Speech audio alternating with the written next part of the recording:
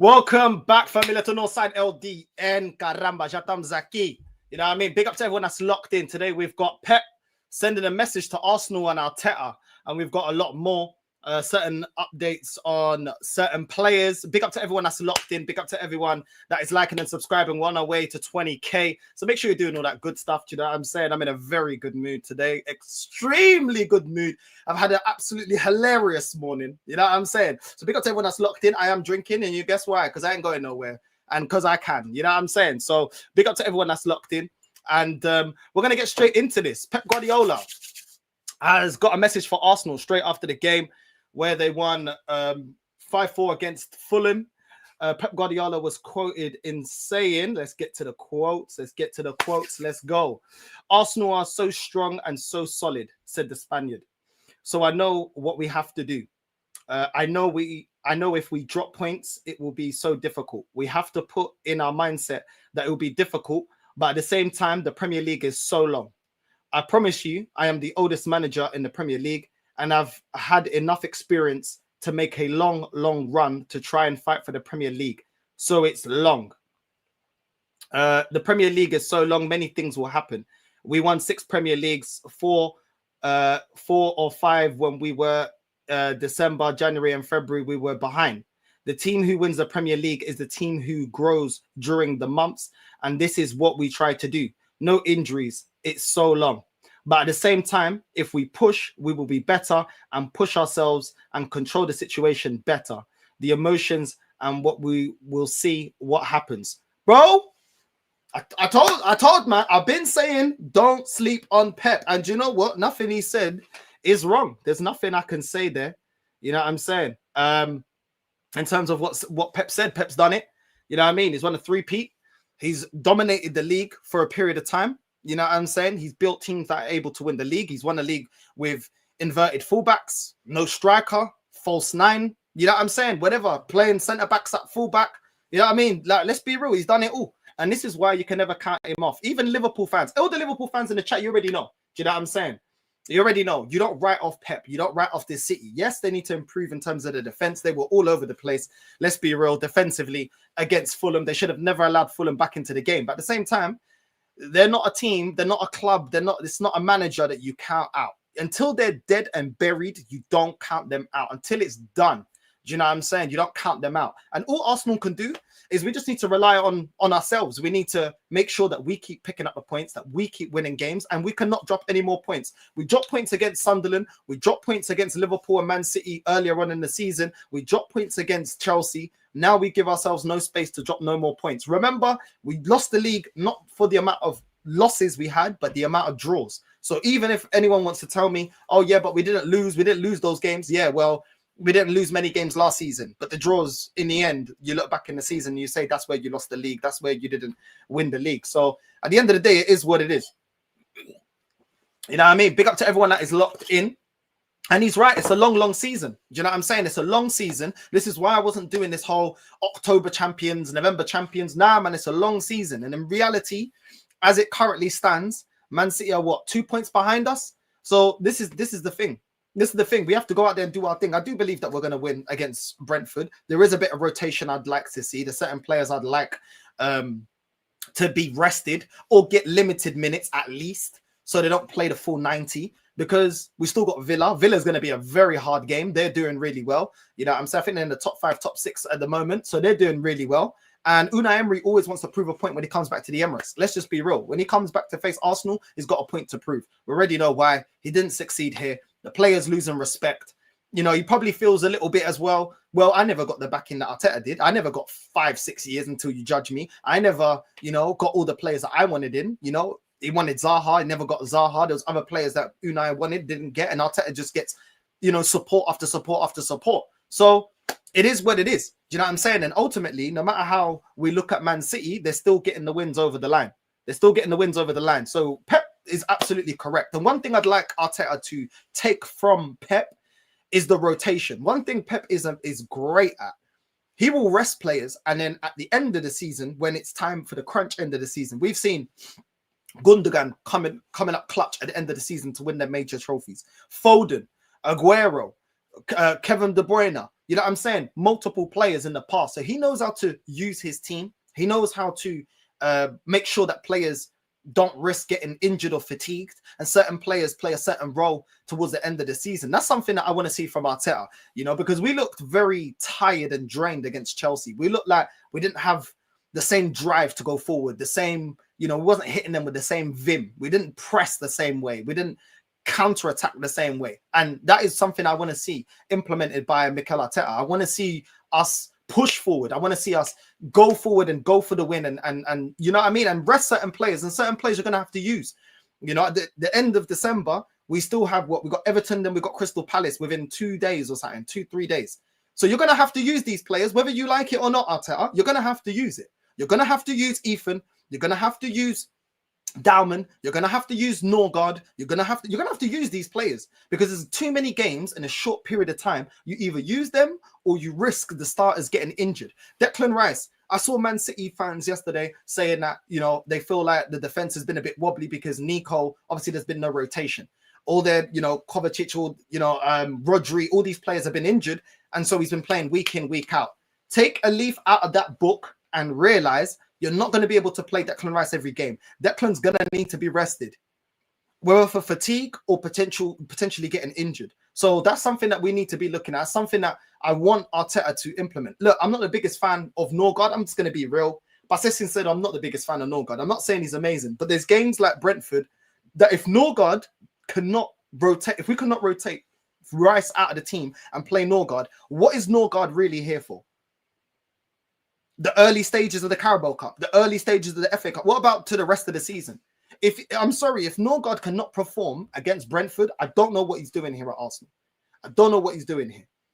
You know, at the end of the day, we're look, big up to Berta, big up to everyone, you know, that's recruiting players and everyone that's there, you know, that brought in certain players. I'm happy that Henkape and Mascara have been able to fill in the void of Saliba and Gabriel. Years before, we'd be like, yo, one of them get injured, we're already like, who's going to replace them? You know, I'm not saying they're of the level, but they're still of a high enough level that we can actually deal with them being out. And going up against Chelsea, a team that was in form, a team that was, you know, I felt like played the better out of the two. We still held our own with both of our starting centre-backs not being available. I expect a performance from both Mascara and Henkape against Brentford. You did it against Chelsea. Yes, there was a couple of mistakes. You've played the game now. There should be a better connection. I'm expecting Henkape not to be sliding all over the place, falling over, and Mascara turning off. You know what I mean? Because they were saved in 2 occasions by Timber and by Rice. So hopefully, you know, that partnership grows a bit stronger. They get more accustomed to the league and accustomed to playing together. And hopefully we can go forward. I definitely want to rest those two because I do not want to be injuring Saliba, Gabriel. We need Saliba and Gabriel for Aston Villa and all the other bigger games that we got. The crunch end, Christmas period, when it's busy, we need both of them available. Both of them available. We need Saliba and Gabriel. So don't risk it. It's not worth the risk for this game against Brentford.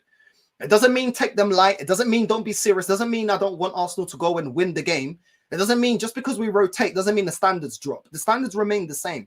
But players also, they need time. They need minutes. And they also need the opportunity to prove themselves. And we need to justify where we brought these players into the team. So I'm sure that Henkape and Mascara are good enough to be able to hold down the back line up against Brentford.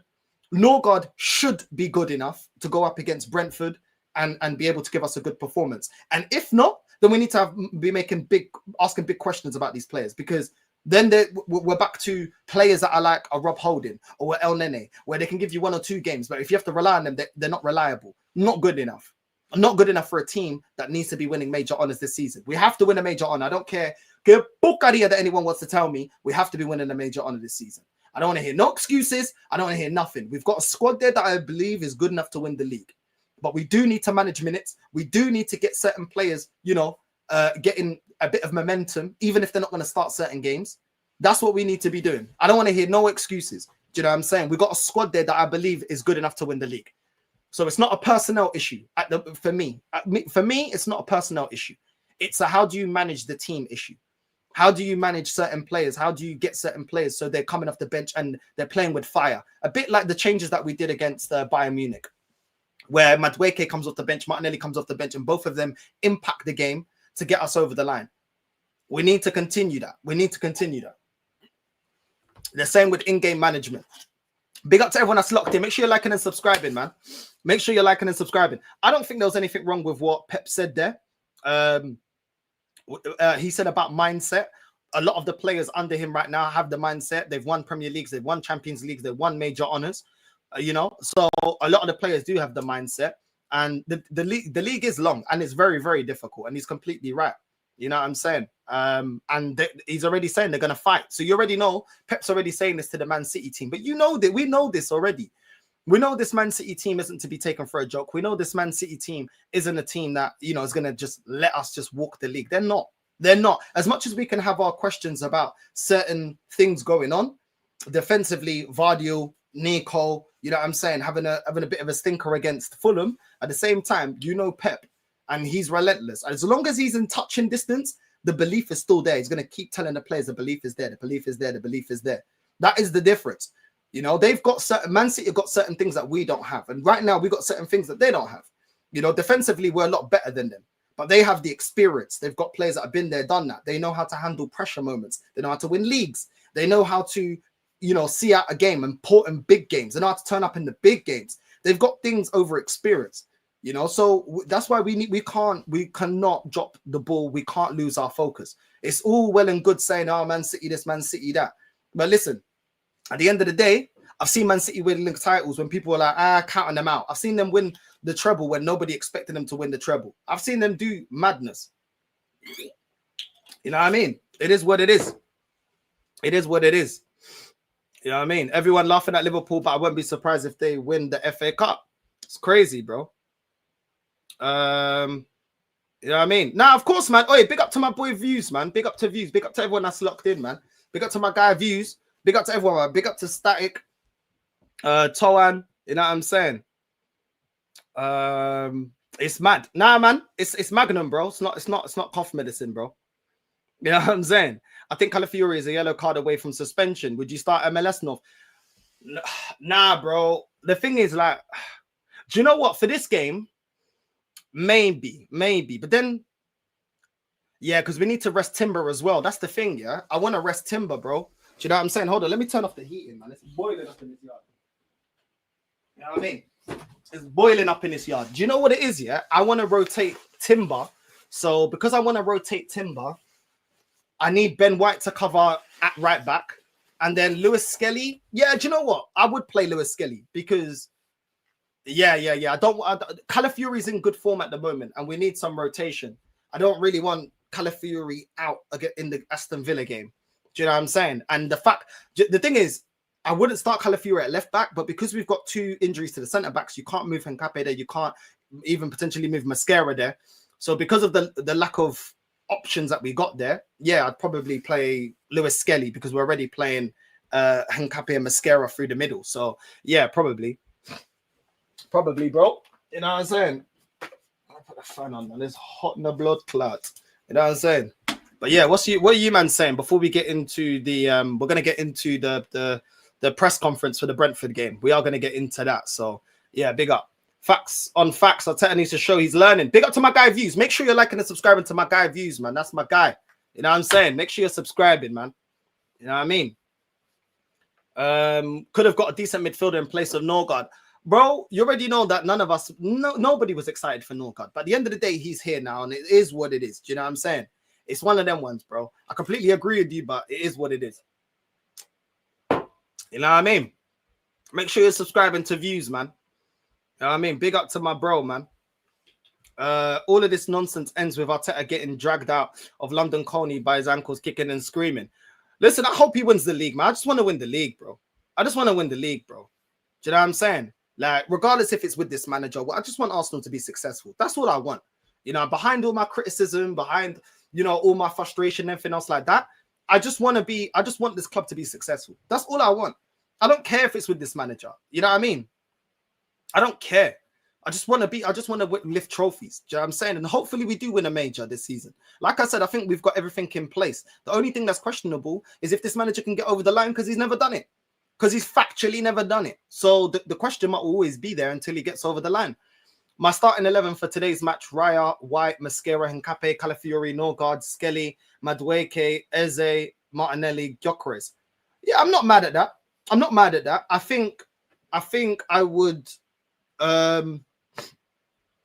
rotate Gyökeres. You know what I'm saying? I wouldn't give him 90 minutes. You know what I mean? Coming back for an injury, I wouldn't give him 90 minutes, but I hear that. I hear that. You know what I mean? I hear that lineup. What's this here? What's man saying here? Just get a win against Brentford. Man City were bad against Fulham, but it's now 2 points. That's it.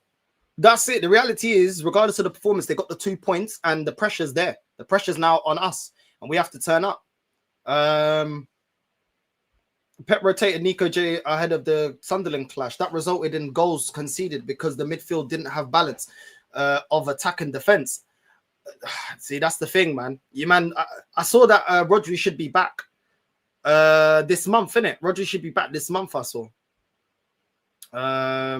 Villa level on points with Chelsea right now. This is what I'm saying. I can't take that game lightly. Can't take any game lightly, really and truly. But like I said, we need to be on our business, man. We need to be on our job. You know what I mean? We need to be on our job. Hit the like and support Northside. Big up, man. Big up. Keep running the likes, man. Let's get to 100 likes, familia. Come on. Let's get to 100 likes, porra. Do you know what I'm saying? Next time I see the likes, yeah, better be 100 likes. You know, no 145 people locked in right now and only 45 locks. Vocês estão a brincar com a minha cara. Vocês estão a brincar comigo. Vocês estão a gozar com a minha cara, vocês. Rebenta the likes. Não vou repetir a mesma porcaria. Rebenta the likes. You know what I'm saying? Big up to everyone locked in. Rebenta the likes, man. He's actually pissing on Arsenal and the mentality when they get someone too close, and Man City are now. Bro, I don't think, look, we know that Pep's not scared, bro. You know what I'm saying? Pep's gonna do what he's doing, bro. Do you know what I'm saying? Yo, big up, man. Big up Chelsea King, bro. You know what I'm saying? Big up JS MCFC. Big up to you, bro. You know what I mean? Big up to everyone locked in, bro. But yeah, Never a Foul raid. Hey, big up to Never a Foul. Big up to everyone that's joined from Never a Foul as well, man. Big up to Never a Foul for the raid. Big up Northside. The time of PTSD kicks in. And as Deji said, I know what you did last summer. Bro, it's a mad one. It's a mad one, bro. It's a mad one. You know what I mean? I'm interested to see how the centre-backs deal with Brentford's set pieces. They were calm against Chelsea, but it'll be a different test. Yeah, we'll see, man. We'll see, because our centre-back pairing was rocky. The reason I wasn't super harsh with Mosquera and Hincapié is because obviously they've only just started playing together. Both of them are new to the league as well. So I'll give them a bit of grace. To be honest, I haven't completely, written off. When we get new players, I give them a certain amount of games before I start judging them. Do you know what I'm saying? We haven't seen enough, and to be honest, we haven't really tried that centre-back pairing before. So I knew it wasn't going to be perfect, but they should be able to do their job against Brentford. They should be. You know what I mean?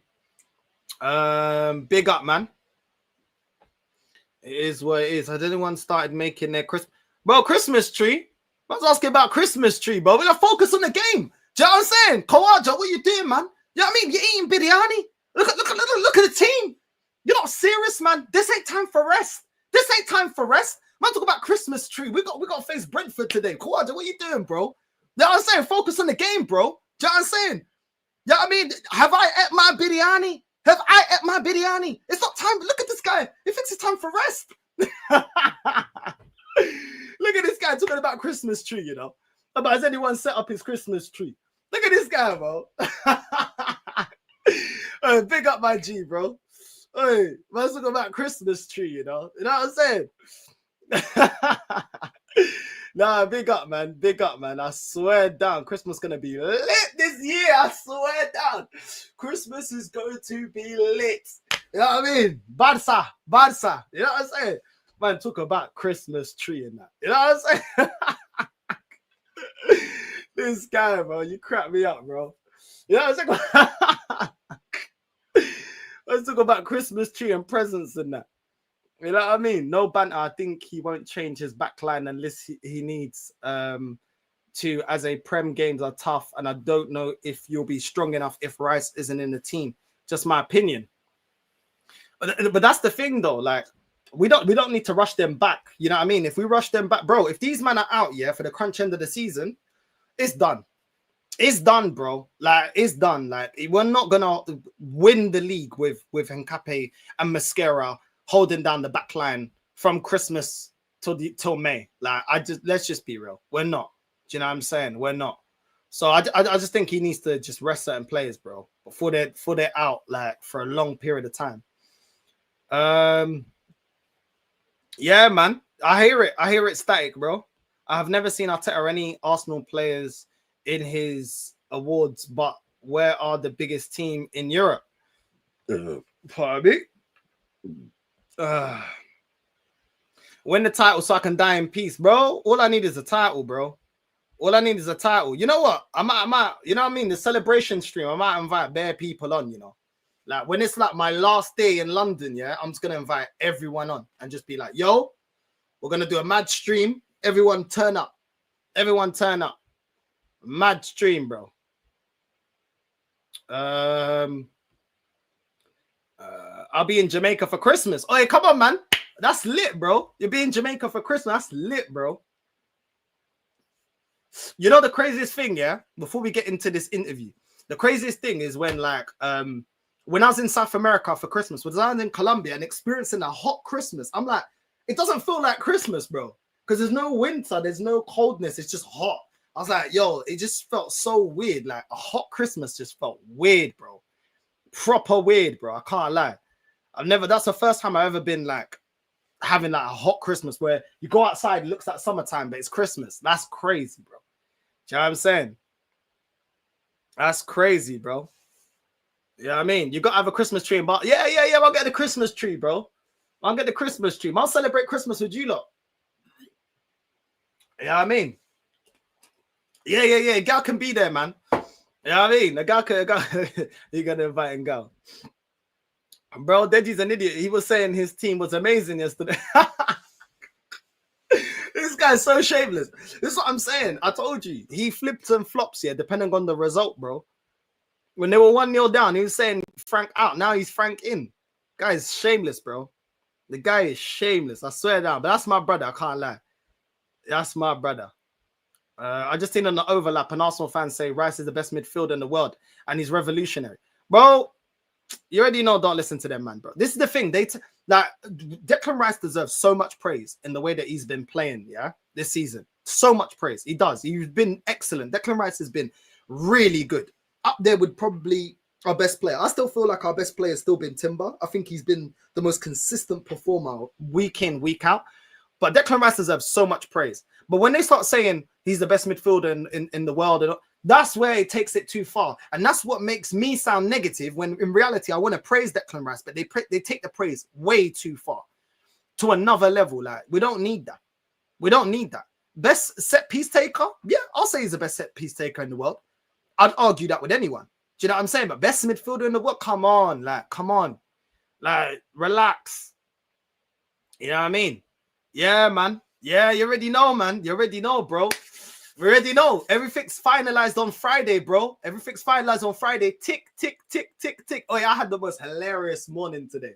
I swear down. I swear down, bro. You know what I'm saying? Time is ticking, bro. You know what I'm saying? Time is ticking. You know what I mean? It is what it is, bro. Northside, at the beginning of the season, I thought of weaknesses and Liverpool, too many new players. City, defense questionable. Chelsea, young and inconsistent. Arsenal, Arteta. I think that's fair. Christmas in Peru is lit.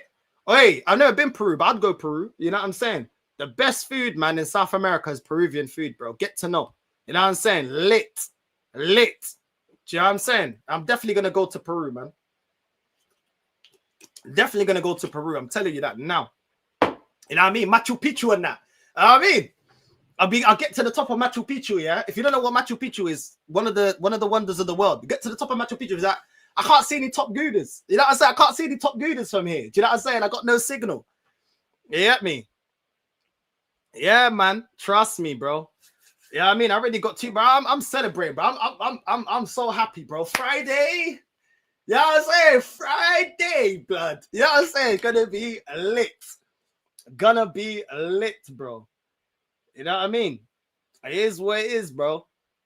It is what it is. You know what I mean? What's that saying? Oi, end the whole. Oi, I'll turn it down, bro. You know what I mean? Nah. Them man are gonna turn it toxic and negative, bro. I'm trying to celebrate. I'm busting case, man. I'm tapped out like nines, bro. I'm tapped out. You know what I'm saying? These men are gonna go at it, bro. Nah, it's all love, man. It's all love. It's all love. Yeah, I can visit Brazil. Oi, Brazil would be lit, you know. I think I should go Brazil. Do you know what? Yeah, I was thinking at the end of the season, maybe I might go Japan. I might go Japan or Brazil. The thing is, in Japan, I can be live streaming in the street. I think Japan will be lit because I'll be able to live stream and I could be able to go to all these lit places. Do you know what I'm saying? Because they got shit in Tokyo. You know what I mean? Tokyo. You know what I mean? And you know what I'm saying? Man heard they, you know what I mean? Bitches be feeling for a nigga. You know what I'm saying? So maybe I might go Tokyo, innit? Cause I heard, you know what I mean? I hate to call it bitches, but the bitches love me. You know what I'm saying? So, you know what I mean? Get a little Asian thing. You know what I'm saying? Life's gonna be crispy, bruv. You know what I'm saying? I don't know, man. You know what I'm saying? I might go Japan, bro. You know what I'm saying? I might go Japan. I might go Tokyo. Because I could be streaming the whole time. The thing is with South America, yeah? The thing is with South America, yeah? Is with South America, it's like I can't go around the street like streaming like this, innit? I can't be live streaming doing IRLs like this when I'm in South America. But in Japan, lit, bro. You know what I'm saying? I got one friend. She told me she went to Japan. She told me super lit, bro. Super lit. You get me? So I might go Japan. Imagine me and Rashid or Lee if he wants to come as well. Imagine a man them in Japan, bro. That would be lit, bro. I swear down. You know what I mean? Bro, speed ain't got nothing on me, bro. You know what I'm saying? The IRL streams in Japan will be lit, bro. You know what I'm saying? Lit. It is what it is, man. You know what I'm saying? I'll do the Birdman hand rub. You know what I mean? Birdman daddy, running that brand new caddy. Got money, living lavish. Bro. That is crazy. We're gonna get into the press conference. I can't lie, but before we get into the press conference, I'm getting too excited. I'm in a fucking good mood today, bro. I swear down, I'm in a good mood, bro. Everything, you know what I'm saying? Everything, bro. You know what I'm saying? Is working, bro. As planned. You know, patience is key. You know what I'm saying? Salute to everyone, all of you in the chat, everyone that supported me, everyone that's liked and subscribed, everyone that's here for every stream or watches the stream after, everyone that comments, likes, even if you just everything, bro. I appreciate all of you lot. All of you lot. You know what I'm saying? I genuinely appreciate it. And I'm telling you, my promise is I'll give you the best content I possibly can. You know what I'm saying? We're leveling up. Man don't know what time it is when I reach Barca. You know what I'm saying? Man don't know what time it is when I reach Barca. You know what I mean? Nah, come on, familia, man. But imagine after the season, yeah, go Japan. Bro, lit, bro. You know what I mean? Imagine, bro. And I'll be streaming. They're all going to be coming up to me like, yo. You know what I'm saying? I'll be like, yo, please back off. Get back. You don't know me like that. You know what I'm saying? You know, I'm just like, yo. It'll be lit, bro. I think Japan would be sick. I think I should go Japan. I'm going Thailand. I'm going Thailand in April. I'll be in Thailand in April. And then after, I might be going Japan. Let me just line it up. We're going to do, you know what I mean? You know what I mean? Is it a world tour? Is it a girls tour? You know what I'm saying? We'll be touring the whole world.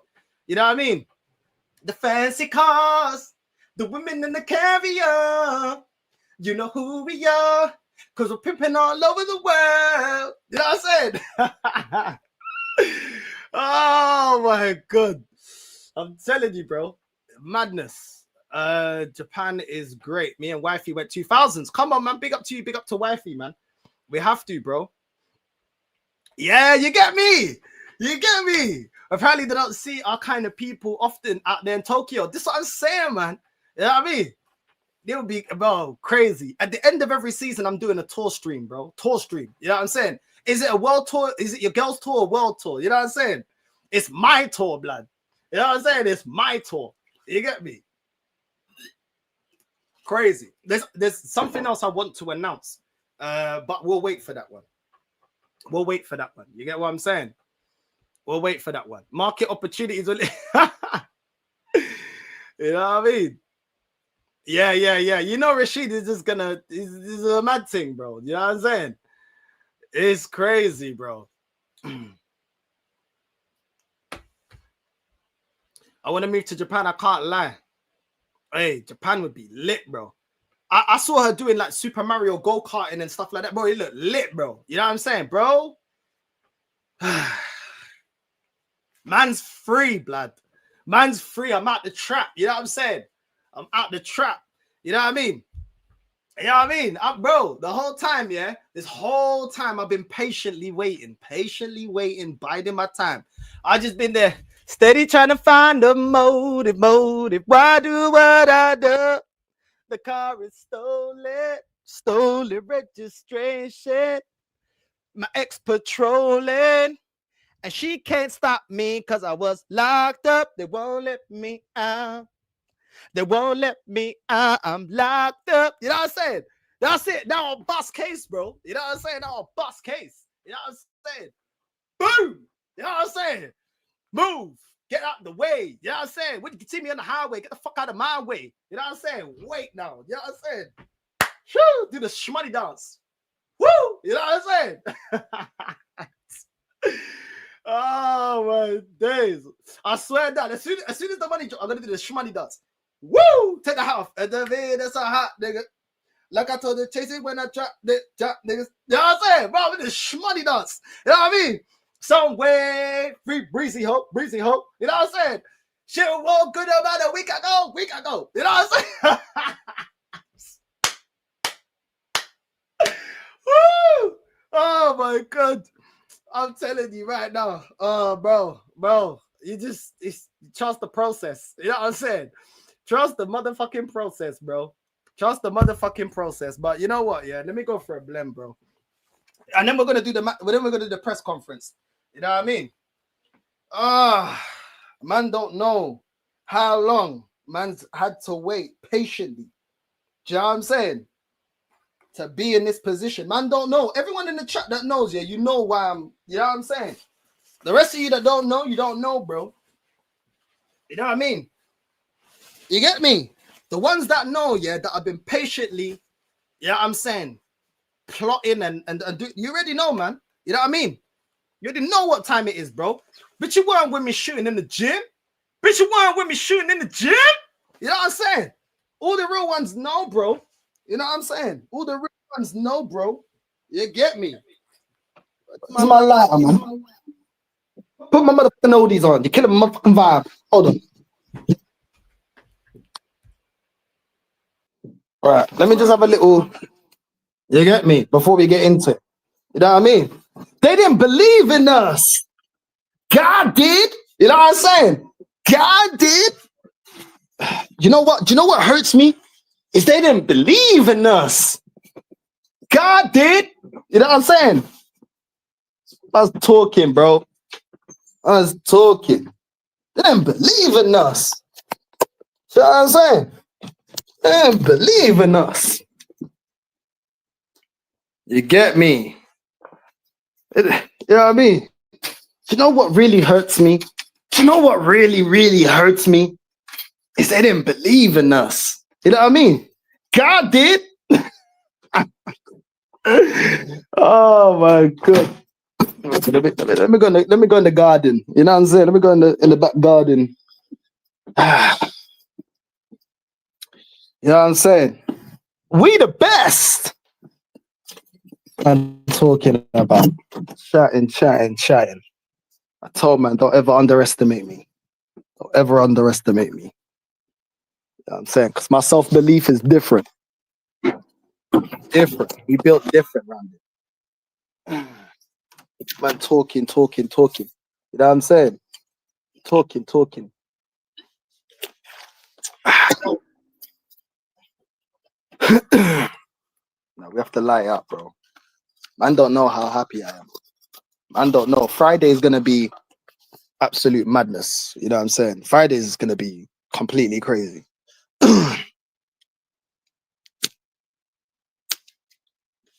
But real talk, chat. I need to tell you guys. I just can't believe. They didn't believe in us. Imagine, they didn't believe in us. God did. Woo! Oh my God. It's mad. They didn't believe in us. They didn't believe in me. They thought I was playing. They thought I was on some clown shit. They thought I weren't serious. It's crazy. It's crazy. You know what I mean? It's crazy. They didn't believe, bro. They didn't believe. They were really looking at us and not believing. They really thought we was on some clown shit. You know what I'm saying? Crazy. Crazy. God did. I'm telling you, bro. They didn't believe in us. They didn't believe in us. But like I was saying, we just need to get our business done. We just need to focus on what we're doing. And I hope I'm wrong about this manager. I really do. I've always said that. I don't care if people clip it. I don't care if people, you know, I don't care about, you're in the mud. If Arsenal win the league, I want Arsenal to win the league. I'm an Arsenal fan. I say what I say for the best interest of the club, not in the best interest of the sensitive fan base that don't want to see reality. And the reality is, it's not acceptable if he doesn't win a major this season. If he wins a major, he can stay another 2 years. Want me to believe in this manager? I need the results. I need the trophy. I need to see, you know what I'm saying? I need champagne. I need a champagne campaign. I need to see, you know what I mean? I need to be celebrating, bro. Because my team, Barca, it looks like I'm going to be celebrating a league title. I'm celebrating a major this season. With or without Arsenal. I'd much rather it be Arsenal. Because with Barca, I'm celebrating, bro. I'm going to the parade. Man can't tell me nothing. I'm a Barca fan, bro. And now I'm a Barca resident. You know what I mean? You know what I mean? I'm a Barca resident. You know what I'm saying? So hold that. Man can't tell me nothing. Fake fan. I'm in the city. I'm in the city. You can't tell me nothing, bro. You know what I'm saying? Put my bunions, you know what I'm saying, on the table at the beach, having a pina colada. You know what I'm saying? So man can't tell me nothing about a trophy because I'm of the city. You know what I'm saying? I'm from the Barca city. So man can't tell me nothing.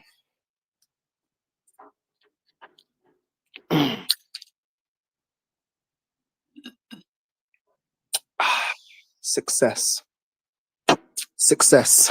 You know what I'm saying? Man can't tell me nothing, bro. I'm getting a shirt. First thing I'm doing when I reach, I'm going to the store and I'm buying Rafinha and I'm buying Yamal. I'm buying 2 shirts. You know what I'm saying? I'm buying 2 shirts. You get me? That's it, bro. I might even get one with Northside 1 as well. You know what I'm saying? You know what I mean? Get different shirts, different days, different names, different, you know what I'm saying? Is what it is. I'll see what I want to do. Do what I want to do. You know what I'm saying? You get me? Beautiful. Absolutely beautiful. You know what I'm saying? It's what success feels like. Determination, commitment, desire. You know, guys, I need to see the desire, the grit, guys. I need to see the ambition, guys. I need to see. You know what I'm saying? That's what man's on right now. That's what I'm on right now. You know what I'm saying? That's what I'm on right now. Unstoppable. And wait till the next channel blows. You know what I'm saying? Because man's opening a second channel. You get what I'm saying? So don't watch what I'm on. You know what I'm saying? God is great always. God is great. God is just. God is the one. All praise. You know what I mean? My heart is ferocious. I'm a tiger. I'm a lion. Yeah, he ain't no Alexander. I'm Alexander. You know what I mean? I rip his heart. I win his heart. All praise be to God. You know what I mean? Big up Tyson, bro. That speech that he did was the one. I'm telling you. When I drop my thing, I'm dropping that one. My heart is ferocious. I'm impregnable. He's not impregnable. I'm impenetrable. He ain't no Alexander. I'm an Alexander. You know them ones there?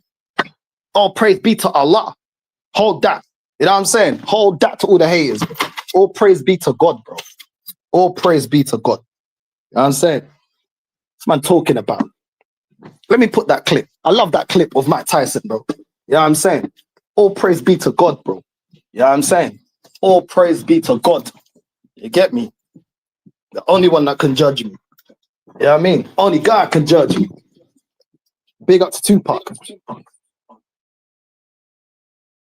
Right. Let's get that one up. I need to get that now. I'm in that energy. I got, you know what I'm saying? We have to get that one. We have to get that one. You know what I'm saying? It's Mike Tyson. Speech. Praise. There we go. There we go. Right, let's get this one. I was gonna rip his heart out. I'm the best ever. Gonna rip his heart out. I'm the best ever. You know what I'm saying? It's the vibe I'm on. So you can feel it. You know what I'm saying? So you can feel it, blood. You know what I mean? Where is it? There we go. There we go. This is the energy I'm on. I was gonna rip his heart out. I'm the best ever. I'm the most brutal, most vicious, and most ruthless champion there's ever been. There's no one can stop me. Legs to the conqueror. No, I'm Alexander. He's no Alexander. I'm the best ever. There's never been anybody ruthless. I'm Sonny Liston. I'm Jack Dempsey. There's no one like me. I'm from Nairclaw. There's no one that can match me. My style is impetuous. My defense is impregnable. And I'm just ferocious. I want your heart. I want to eat his children. Praise be to Allah. Saying now, Mike the bike. Are you mad? Are you mad? Big up to my guy Tyson, blood. You know what I'm saying? My dog. You know what I'm saying? You know what I mean? Hold that to all the haters, blood. Filhos da puta. That's the energy I'm on. That's the energy I'm on, bro. Let's run that back. Look at the hunger in his face, bro. You know what I'm saying? That's the energy. It's the energy I need from Arsenal, bro. It's the energy I need from Arsenal to win the league, bro. This. I was gonna rip his heart out. I'm the best ever. I'm the most brutal, most vicious, and most ruthless champion there's ever been. There's no one can stop me. Legs to the conqueror. No, I'm Alexander. He's no Alexander. I'm the best ever. There's never been anybody ruthless. I'm Sonny Liston. I'm Jack Dempsey. There's no one like me. I'm from Nairclaw. There's no one that can match me.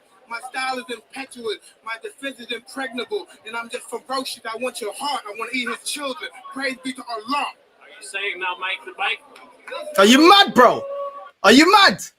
Give me that flipping belt, blood. You know what I'm saying? Oh, Mike, drop. You know what I'm saying? That's the energy I'm on. That's the energy I'm on. Let's get into this. Let's get into this. You know what I'm saying? Let's get into this press conference. Let's get into this press conference. Let's go. Let's go. Miguel, good to see you. Let's start with some injury updates. Yeah. William Saliba, what have you got for us? I'm not going to be able to help you much today because we have another training session later on. Until that happens, we won't know what's going to happen with a few of the doubts that we have. Basically, they're not available. That's basically what you're saying. So why can't you just say they're not available? I can't help you with that. Mikel, let me just say this right now. I don't need you to rush these players back. I don't need you. We don't need Saliba and we don't need Gabriel against Brentford. If the signings are as good as you have gassed them up to be, use them. I do not want to see Gabriel or Saliba starting against Brentford. Stop telling us, oh, we need to see. No, you don't need to see. You already know the condition of the player. This here is where I get annoyed with this manager, because what you're doing is you're trying to see, oh, let's get the maybe we can give them injections, maybe we can see if can they play under stress, maybe we can give them this or that. No, bro, rest the player. Just say they're out for the Brentford game. That's it. I don't want to hear we will see later. No, we're not going to see nothing later, because if the player was available, you would say the player's available and he's back and that's it. That's what you'd say. If they ask you, Declan Rice available? Yeah. If they ask you, flipping Saka available? Yeah. Stop doing all these mind tricks, bro. It ain't fooling anybody. Just rest them. We have adequate replacements and rotation to be able to play against Brentford and still get the win. So stop all of this. This is the bit about this manager that pisses me off. Don't risk injuries. We need to win the title. Look at the bigger picture instead of trying to save your ass. They tested yesterday, though. What is the nature of his injury? Yeah, he had a little niggle, but I think it's going to be a matter of days. So let's see if he's able to do that tomorrow. Wait. No, but this is what I mean. Slow down. Man just said Saliba's got a little niggle, but we will see. Bro, if the player's got a little niggle, rest him, no? Am I talking Japanese, bro? If the player has a little niggle, it means they're carrying an injury. Yes or no?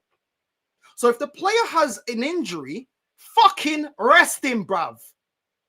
This is not difficult. Why are you risking it against Brentford? This is what I mean. This is what pisses me off. You've just admitted the player has a niggle. Why are you saying we will see? We will see what? We will see what? The player is not 100% fit.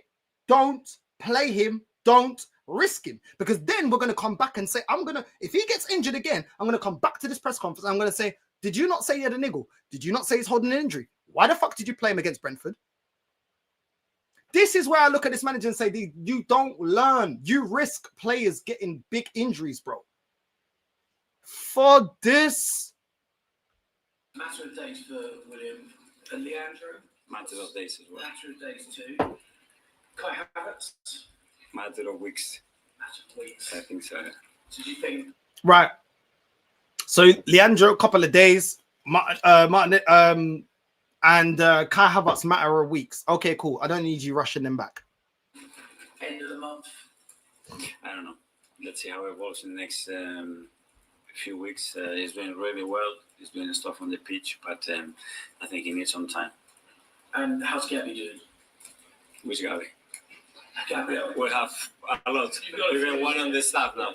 I'll just shut up and answer that question. Stop being stupid, bro. Just answer the question, bro. How's Gabriel and Magalhaes and how's Jesus, bro? What are you talking about? Which one? Which one? You know which one he's talking? Talk about the centre back, bro. Look at this guy thinks he's smart, bro. The one on the treatment table right now. Big Gabby. Big Gabby is doing very well as well, but I mean that's weeks as well. Okay, look. That's weeks as well. So Havertz is weeks, Gabriel is weeks. Is it so hard to just get a simple answer from you? My days, bro. My days. Let's focus on Brentford. It's a busy week. It's a busy period for you. Is this an opportunity to rotate the squad, or is it a necessity to rotate the squad?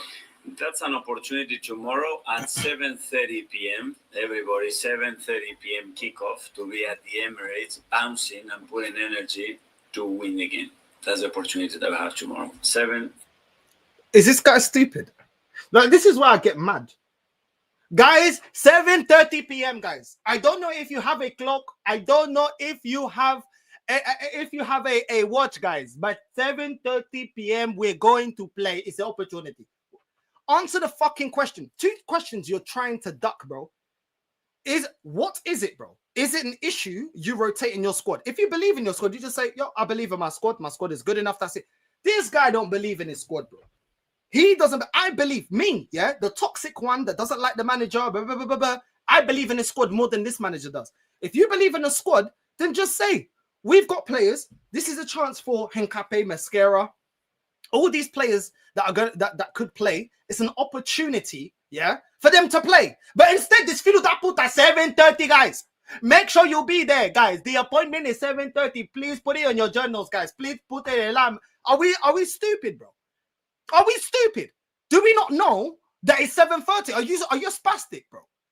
We don't need a reminder, bro. But this guy said, feel that puta. Just, bro, bro, it's just so annoying, bro. Can you just be normal? Like, can you just answer questions like a normal human being? 7:30, guys. What's 7:30 got to do with, are you going to rotate the squad? Is the squad good enough for you to rotate and get over that? What's the difference, bro? Just answer the question. For this, I swear down. The only way I can understand him answering questions like this is if he's doing a sex change and he's probably putting estrogen shots in him because he's transforming from man to female. Then I can understand.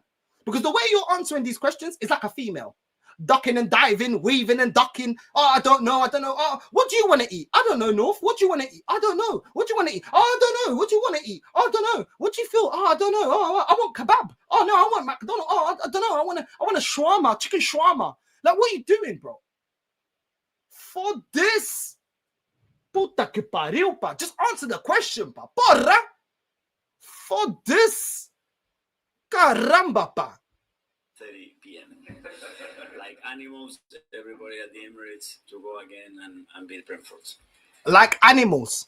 Man just called the fan base animals, you know. Man said, oh, like animals, we need everybody present, guys. Bro, you sound like a spastic. I know you think you sound bare witty, yeah? But, bro, you sound like an idiot. There's no, what are you talking about? Like animals, guys. We need everybody to be animals. You know what I mean?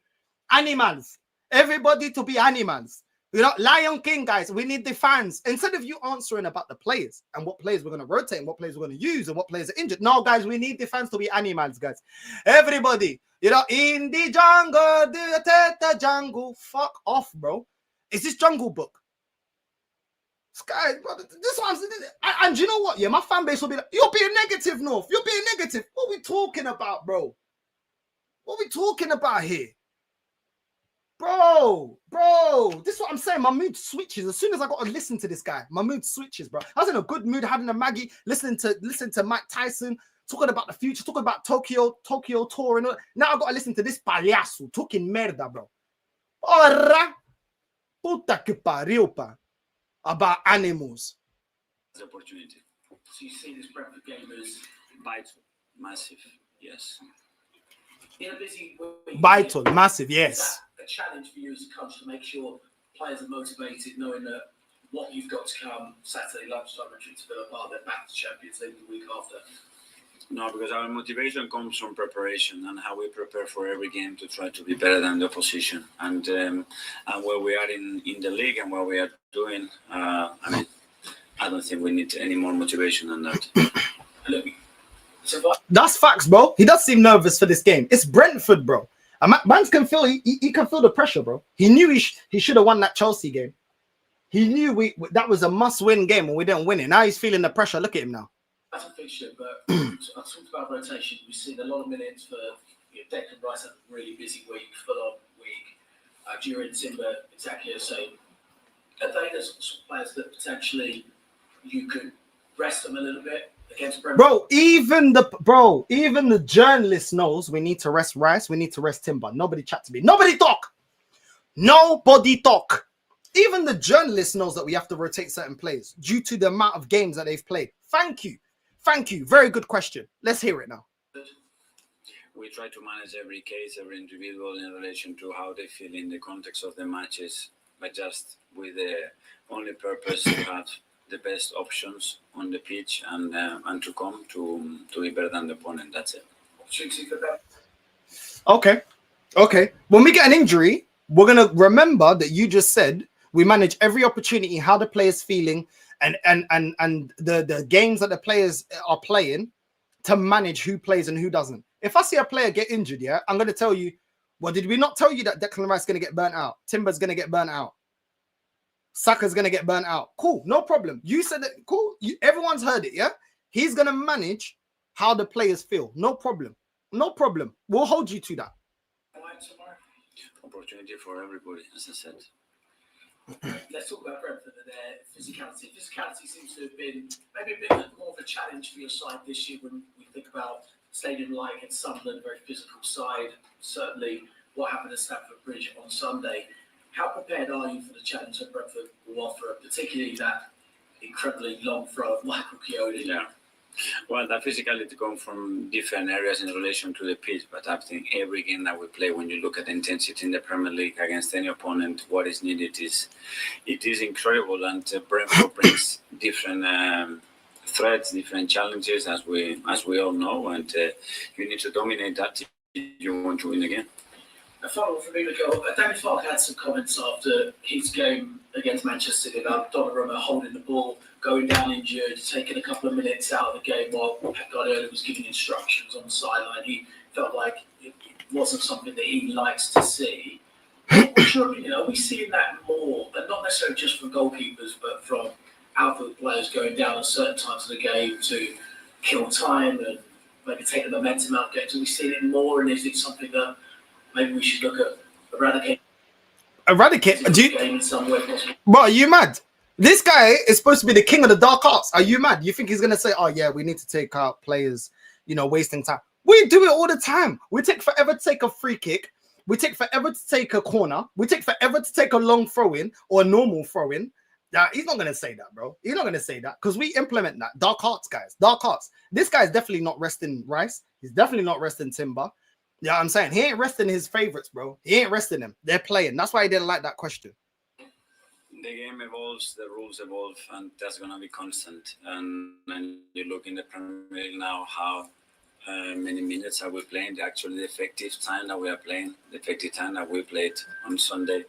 There is a lot of things to look at and evolve. So that's an example, but there are many others that constantly the game and the rules has to be evolving because everybody tries to take an edge. Can you understand that? You see? The games are evolving. We have to respect the rules because you have to take an edge, which means we do the dark arts. So I ain't gonna complain about that because it's the rules are evolving. We do it all the time, which I don't mind. I actually don't mind. Just get me over the line and win me a major honor, innit? That's the only thing I got. Yeah, especially when you are in the other side. Yeah. That's again from the Premier League. Good to see you. Declan Rice won the FSA Men's Player of the Year award, voted by supporters across the UK.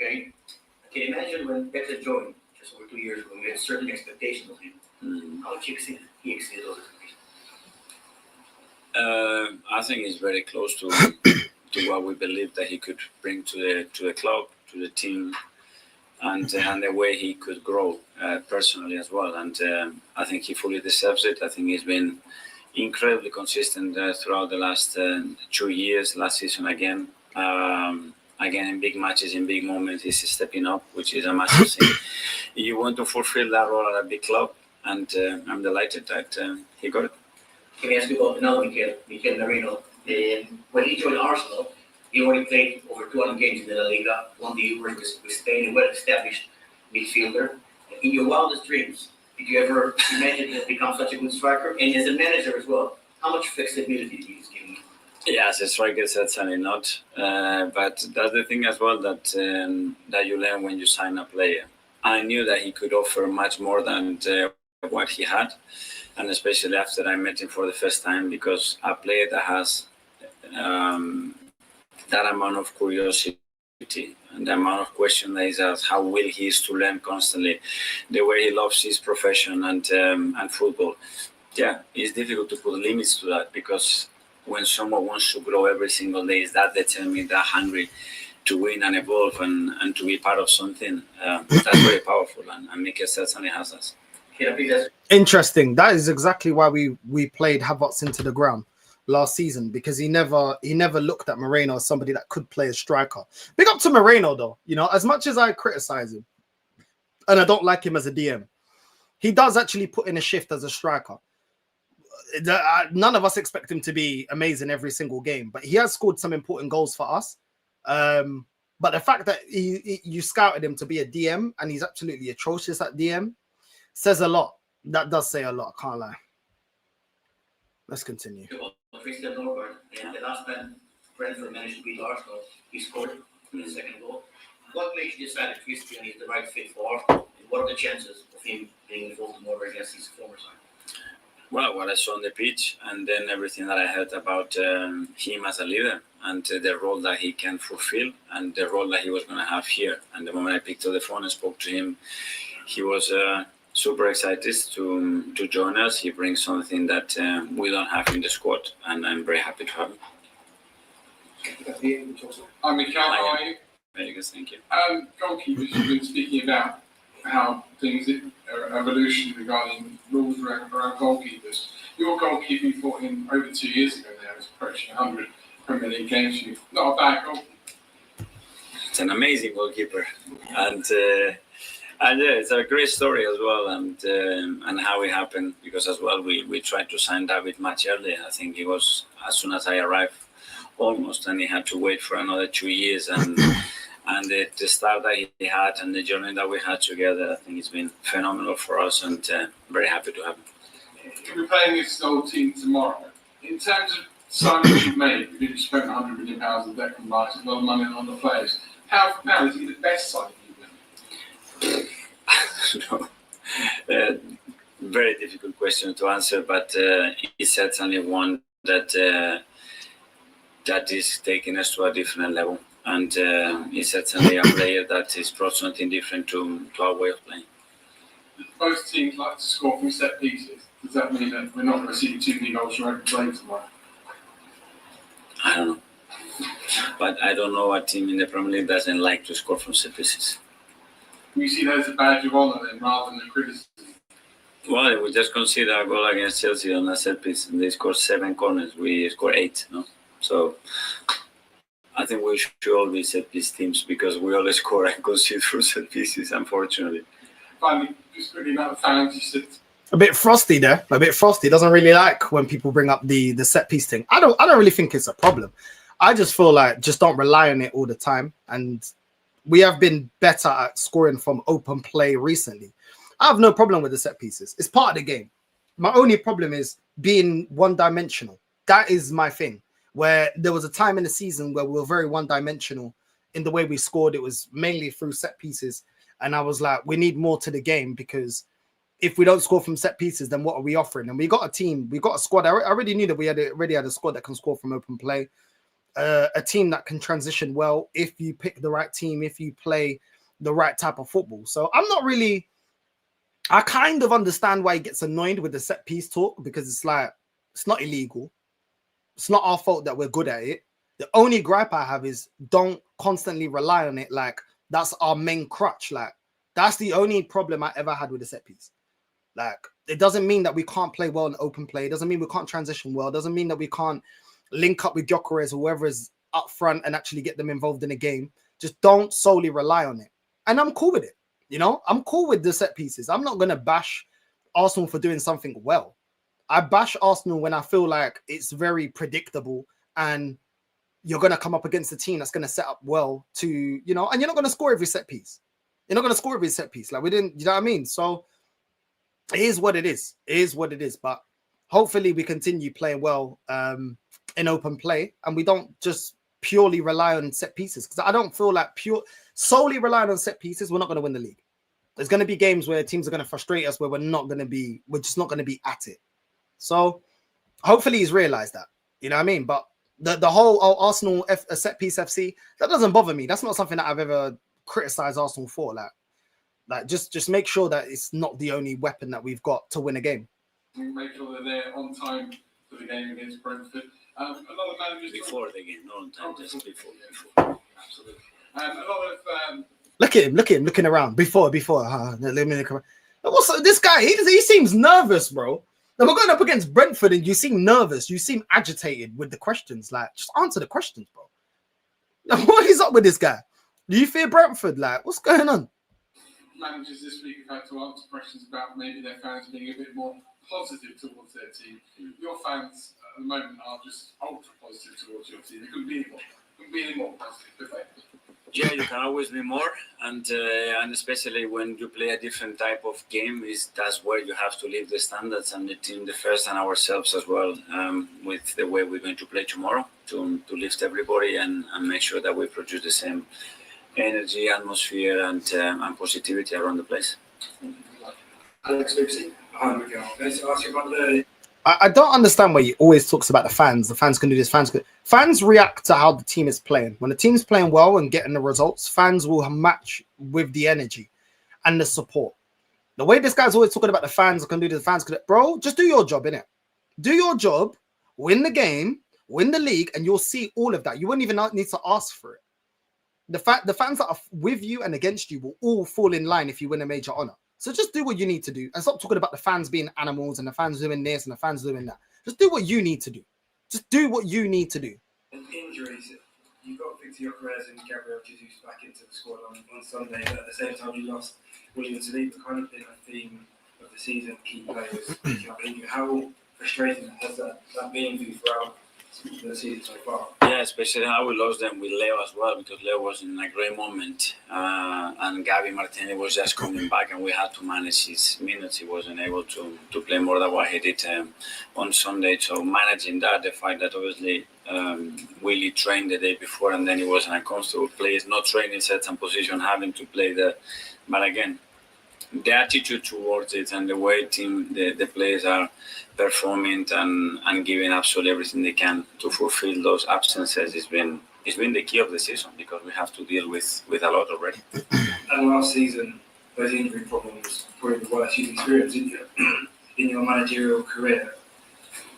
Did that prepare you for the season? Obviously, you have a better squad depth, but what you learned last season, has that helped you to get through this tricky period?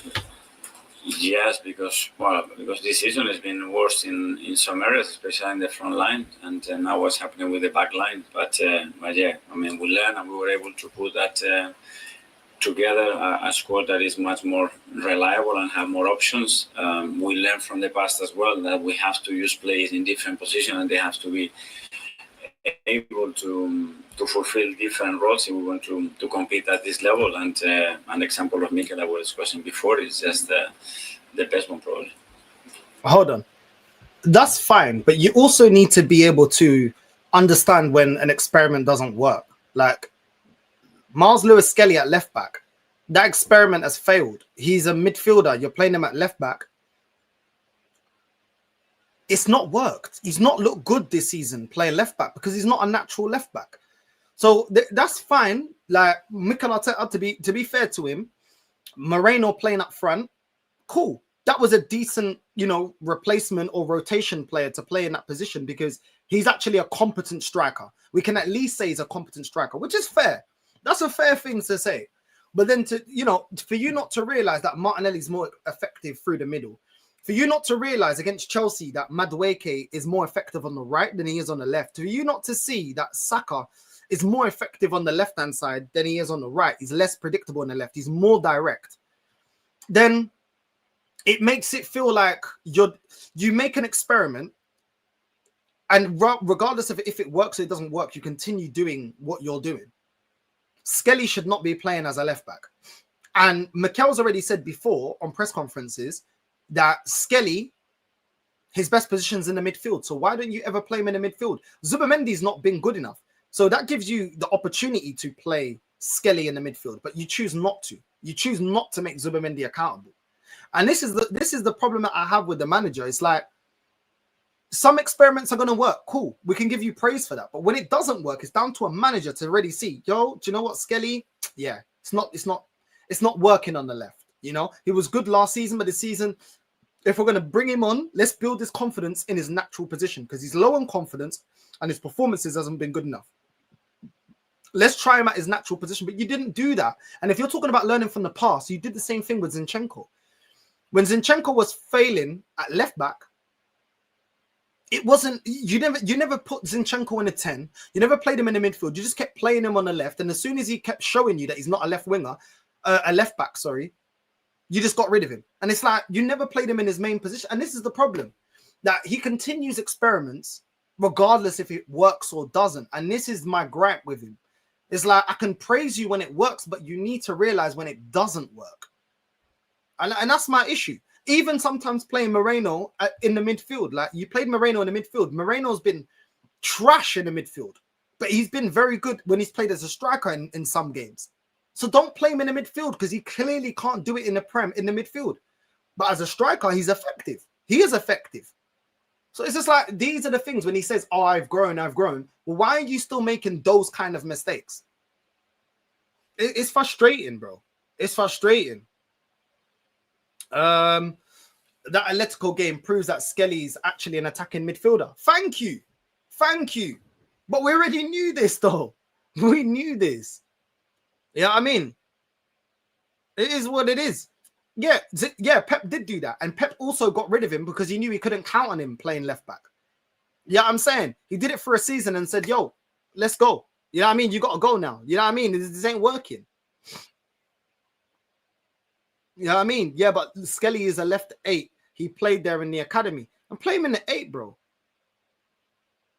You know what I'm saying? Yeah, man saying, oh, you didn't need to rely on set pieces against Bayern and Spurs. But all the other games, we were heavily reliant on set pieces, though. So hopefully it turns into something that we're actually doing long term. Do you know what I mean? So we'll see, man. We'll see. Hey, big up NS Sports, bro. Big up, bro. Let's continue. So I'm saying, just on Kai, Julie Davidson said a few weeks ago that he suffered a setback. Is that why he's not coming back until possibly January? Is that what the issue is? Yeah, so he was doing everything. He could not go to the next level. And now it's looking like we have unlocked that, and we're all desperate to have him. I mean, it's a player that personally, I love so much for what he brings to the team, but his character, his personality, I see him suffer being outside. His playing record is phenomenal. He's been always available, and I can't wait to have him back around the team playing, because I think it's going to be a massive push for the team. Just on Declan, when you joined, you described him as a lighthouse. I just wonder how you would describe him now, and also you made a big point the past 6 months tying down all these key players, Gabriel, Saliba, Ethan Miles. Is he someone else on your list that you're looking at thinking, I'd like to tie him down for 5 or 6 years? That's the way I perceived him, that he could potentially be a lighthouse. And now he's become a lighthouse, which is very difficult to do a big club like Arsenal. What does that mean? What does that mean that he's a lighthouse? What does that mean? Like, I don't get it. I actually don't get it. Declan Rice is a lighthouse. What are you talking about? I don't get it. I don't get it. Once again, I don't know why we need all these fancy words at Arsenal. I don't get what you're talking about, bro. Like, can you like? I don't know why we need to do this fancy dancy. I don't know why we need to. I'm tired, bro. I'm actually tired, bro. Like the light bulb, squeezing the lemon, the journeys, the dog. I just don't feel like we need all of this. Like this lighthouse. I actually don't. I'm actually tired, bro. I'm just gonna be real. I'm actually tired. When I hear this kind of stuff, I'm like, what's the need? Like why? Like what? Just why? Like why, bro? Just I don't get it, bro. Let's just continue, bro. Let's just continue. But he fully deserves that. He's done it with every step in the way. First of all, behaving, acting, and with performance and attitudes that are at the highest level. And yeah, he's one that I'm sure myself for sure, the club for sure, I'm gonna have him here for many years.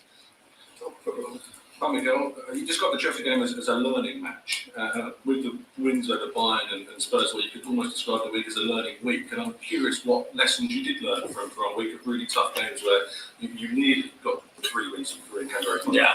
Well, starting from Spurs, I learned because I learned a lot as well about the international break again and what happened. For example, what happened with Gavi and how can we correct that and never happening again. Then we play that. Okay, you've learned that, yeah? Okay, let me tell you how you learned from that, Mikel. What you do is you don't play Gabriel against Port Vale. You don't play him against Slavia Prague. You don't play him against teams like that, Olympiacos, teams like that. You don't play him into the ground against teams where you don't need him. That's where you can learn. You know what I'm saying? You don't put him in the condition where he's already drained going into the national team. What you can do is say, we're not using the player needs a rest. And, you know, we're going to create an excuse so he doesn't go out for internationals because he's been playing every game. Just because you bench a player doesn't mean you're giving them rest because you give them 20-30 minutes against teams like Port Vale. Do you get what I'm saying? So that's how you can actually learn from that situation. And you can learn by not playing Rice today, not playing Timber today. That's how you can learn from that situation, because it wasn't a national team that drained Gabriel and played him every game. It was you and your lack of man management and playing him in games that he doesn't need to play. Just saying, innit? Just saying. Just saying. Injuries are unfortunate, but you can do things to prevent them. It's called managing the player, managing his minutes. Just saying, innit? A team, a game, in a way that again we have to learn, and watching them, you always learn from it. Bayern Munich brought different qualities, play that you don't see weekly, but we need the potential of it, and obviously what they were doing. And players you don't see weekly. Well, there it is. Well, there it is. Don't play your players. Certain players, you don't need to play them every week, depending on the opposition. But there you go. It's called resting players. It's not a new concept, Mikel. And your previous boss, Pep Guardiola, did it very well. He managed his team very well. So hopefully you can learn from that. You know what I'm saying? We learn something new every day. We took a lot from them. And the last weekend, the same. And the amount of games that you have to play within a game and what happened at Stamford Bridge in that sense it's enormous because something is the perception of what happened, and after is actually. How many games you have to play within a game? You know what? The game's gone. Oh my God. What does that even mean? What does that even mean, bro? What does that even mean, bro? Man said the amount of games you play within a game. What are you talking about? That's the thing that people don't see, the amount of games you play within a game. What does that mean, bro? No, real talk, anyone in the chat, I'm asking all of you lot in the chat right now. What does it mean to play a game within a game? What anybody got an answer for me? Because I don't, maybe I'm stupid. I don't understand what Declan Rice being a lighthouse means. I don't know what playing a game within a game means. What are we doing? Anyone got any ideas? Because I'm all out, bro. I'm all out. I'm all out of ideas because I don't know what he's talking about. I genuinely don't know what he's talking about. You know what I'm saying? I said tactics, innit? The amount of games we play within a game.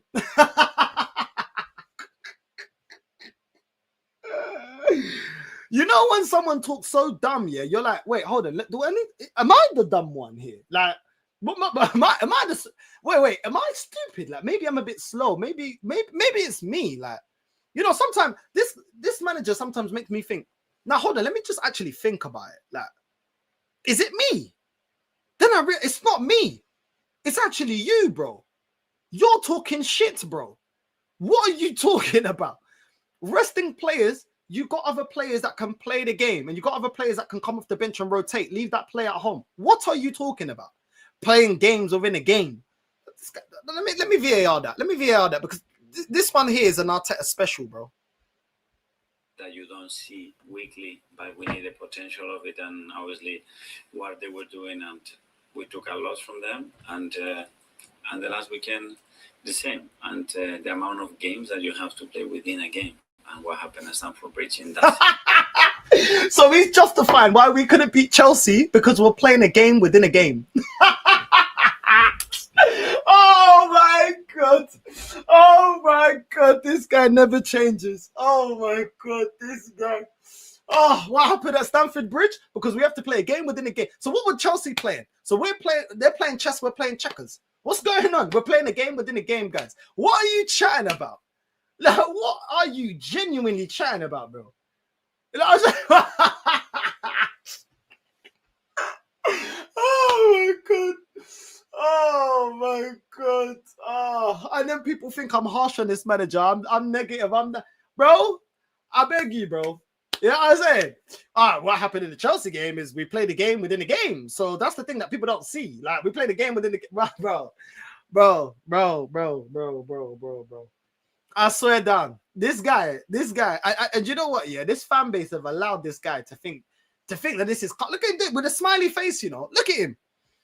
Man is looking like a young Simon Cowell right now, bro. He looks stressed. Look at the lines under his eyes, bro. He knows the pressure's on, bro. Man looking like a young Simon Cowell. Mikel, that's enough. It's a no from me. You know what I'm saying? What are you chatting about, bro? Bro, I swear down. You couldn't invent this, bro. You know what I mean? Bro thinks he's in Inception. Yeah.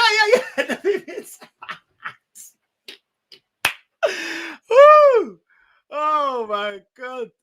Oh my God. Yeah, I got to read between the lines, bro. I don't understand. Like, a game within a game, like, it's deep, bro. It's deep. Like, I can't.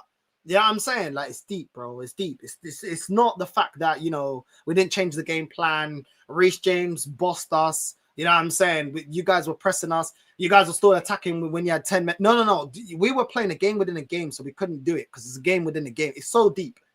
It's so deep. Thank you, Arteta, for tactically breaking down the Chelsea game. It was a game within a game. Thank you, bro. Thank you. You know what I'm saying? He's definitely the next Pep, bro. He's definitely the next one, bro. You know what I'm saying? What a mastermind. You know what I'm saying? You know what I'm saying? That it's incredible. And it's enormous because something is the perception of what happened, and after is actually what happened and why it happened. So it was what happened and why it happened. You know why? Saka was shit in his delivery in the box. Yeah. Madueke, you put him on the left instead of on the right. Ødegaard, you're asking him to play through a middle against a team that nullified PSG Barcelona. This is why these things happen. This is why we wasn't doing anything. So what are you chatting about? No, it's about the game within the game. I should learn. And James touched on this earlier, but the aggressiveness that Chelsea showed on Sunday was similar. It was compared almost to the aggressiveness that Sunderland also showed in their game. 2 games where Arsenal did drop points. I think teams are going to look at that and see a blueprint. Maybe if we're aggressive, we can maybe get something from Arsenal. So how do you have to cope with perhaps the future aggressiveness that you might face from other teams? I think every team in the Premier League, the first thing that they do is be aggressive. I mean, I don't think that's going to be something that teams are going to change at all. You take it to certain extremes. Hopefully, that will be looked after, like it should have been in the first action of the game on the kickoff with Mosquera. But we have to deal, again, learn from it and use it in a better way, because we should have exploded what we had for a period of time. It wasn't 60 minutes because from 33 to 39 we didn't play. And then it was Piero and I played on the floor, and the next 4 minutes we didn't play, so almost a part of the second half. Bro, we were rubbish against Chelsea in that second half, in the first half and in the second half. It's a period of the stuff, bro. Just let it go. Let it go, bro. You bottled it against Chelsea. You bottled it. You should have won. You didn't win. That's it. I think around this time last year, you mentioned with all these kind of games around the festive period, it's kind of hard to even get training sessions, regularly. And I was just wondering, in those periods, do you have to kind of alter the way you prepare for games, and how does that work? Do you have to focus on something that's maybe a bit more mental than physical? And how do you work around that? Yeah, there is a balance to it, obviously, and depending on... There's a balance, guys. There is a balance. When man's asked, bro, is he the only manager that's got a congested fixture period? No. All the top teams are going to be in the Carabao. They're going to be in the FA Cup. They're going to be in the Champions League or Europa League. They're going to be in the league, obviously. Like, why do we make it seem like it's like, oh, it's so specific and special to Arsenal? Like, no, other teams have to do the same thing, bro. But Arteta said there's a balance, guys. We need to balance. Everybody balance. Sometimes we play 3 days after, sometimes 4 days after. Obviously, the schedule brings now a scenario that is 3 and 3. So yeah, we are used to it. We alter the preparation, probably in the physical part a little bit more, but just rely much more on principles and what we have to do, and then tweak what we have to do in relation as well to the opponent's strengths and weaknesses. And you spoke about sequences as well, sequences of games, and how you can kind of build consistency with, I guess, different types of formations and stuff like that. Is that something we can see in terms of kind of seeing the games as blocks and kind of mapping it out like that? Yeah, sometimes not. Sometimes you play against back four or teams that are very direct and rely or want to take the game everything to a restart or a set piece. Other teams that they are completely different. We face for a period of time a lot of back fives and low blocks. Then this block of 3 games has been different. So yeah, depending. Sometimes you are lucky, so you say, okay, now for this period, this is going to help us for the next few games, and sometimes you just have to alter game again. And just on Saliba, with his injuries this season, I think they've been quite random, it seems. Is that how you see it? Because I think with the Anfield one, it was a twisted ankle. Yeah. And then how's this one come about? You mentioned he was uncomfortable in training. Well, the ankle one, it was a really random and very unlucky action that kept him out for a few weeks. He tried at Anfield, he wasn't comfortable, and he had to stay away. And this one as well, very bizarre, but hopefully will be a matter of days. Yeah. All right then, Mick. Super duper Mick. Macy, what are you saying, bro? What are you lot saying? You know, it's funny, Let me start again. Big up Northside. This fucking manager, man. Just give up, Arteta. How can you say that Declan Rice is a lighthouse? Another stupid catchphrase by this dickhead manager. I just hope we lose a game now so this fucking manager can leave my football club, because I can't take this anymore. I just don't know how he has the audacity to say that, oh, Declan Rice is a lighthouse. Bro, why are you using Declan Rice too much? If you use him, then he won't be able to play the whole season. rest him up tonight, and then start him against Aston Villa on Saturday. But no, you have no option because you can't, because you favor Declan Rice. Bro, it won't be long before Declan Rice gets injured. I'm sick and tired of this manager's press conferences. When is some journalist going to ask him and say to him, Mikel, would it be nice if you tried something different? That's what they should have said to him. But it's just, the fact is, none of these journalists are too incapable of asking him that question. And this manager, with that smirk on his face, I just want to go up to him and just choke this motherfucker out. I just want to put him to sleep, like I'm demonetized. Yeah. yeah. Just imagine me if I choke Arteta out, like I'm putting him to sleep. We don't promote violence here. We do not promote violence. Yeah, I was gonna say no, man. You forgot the disclaimer, no. You get me? We do not promote violence. I know, but it's just I can't take this anymore. Enough. You know how Lewis has that disclaimer on the capital conflict when Mike speaks. Yeah, that's. You need one, bro. He keeps on coming out with the same excuses every single time, and it's just so like embarrassing. I really want some team to slap us up permanently so that this manager leaves my football club for good, because I can't take him anymore. I cannot take the fact that every time we put something on the line, we don't win that game. Against Sunderland, we had a chance to put a statement. What happened? We drew 2-2 in that game. Against Chelsea, we should have took advantage of Man City's win over Leeds. What happened? We didn't win that game. We always put something on the line, and we never deliver on the final time. So we have to beat Brentford. There ain't no excuses. If we don't beat Brentford and don't beat Aston Villa on Saturday, then this fucking manager is not the guy for us to take us forward to that Premier League title. It's just not good enough. How many more times are we going to slip up when Man City continue to get away with wins? They won 5-4, but they were lucky not to be 5-5 because Fulham were creating so many chances, but City barely survived. They were very lucky to escape with a win in that game. So Man City, even though they are good at scoring goals, their defense at times is a bit shaky. But yesterday they managed to keep their 5-goal lead intact. So big up to Man City. We can't afford to do any more foolishness now.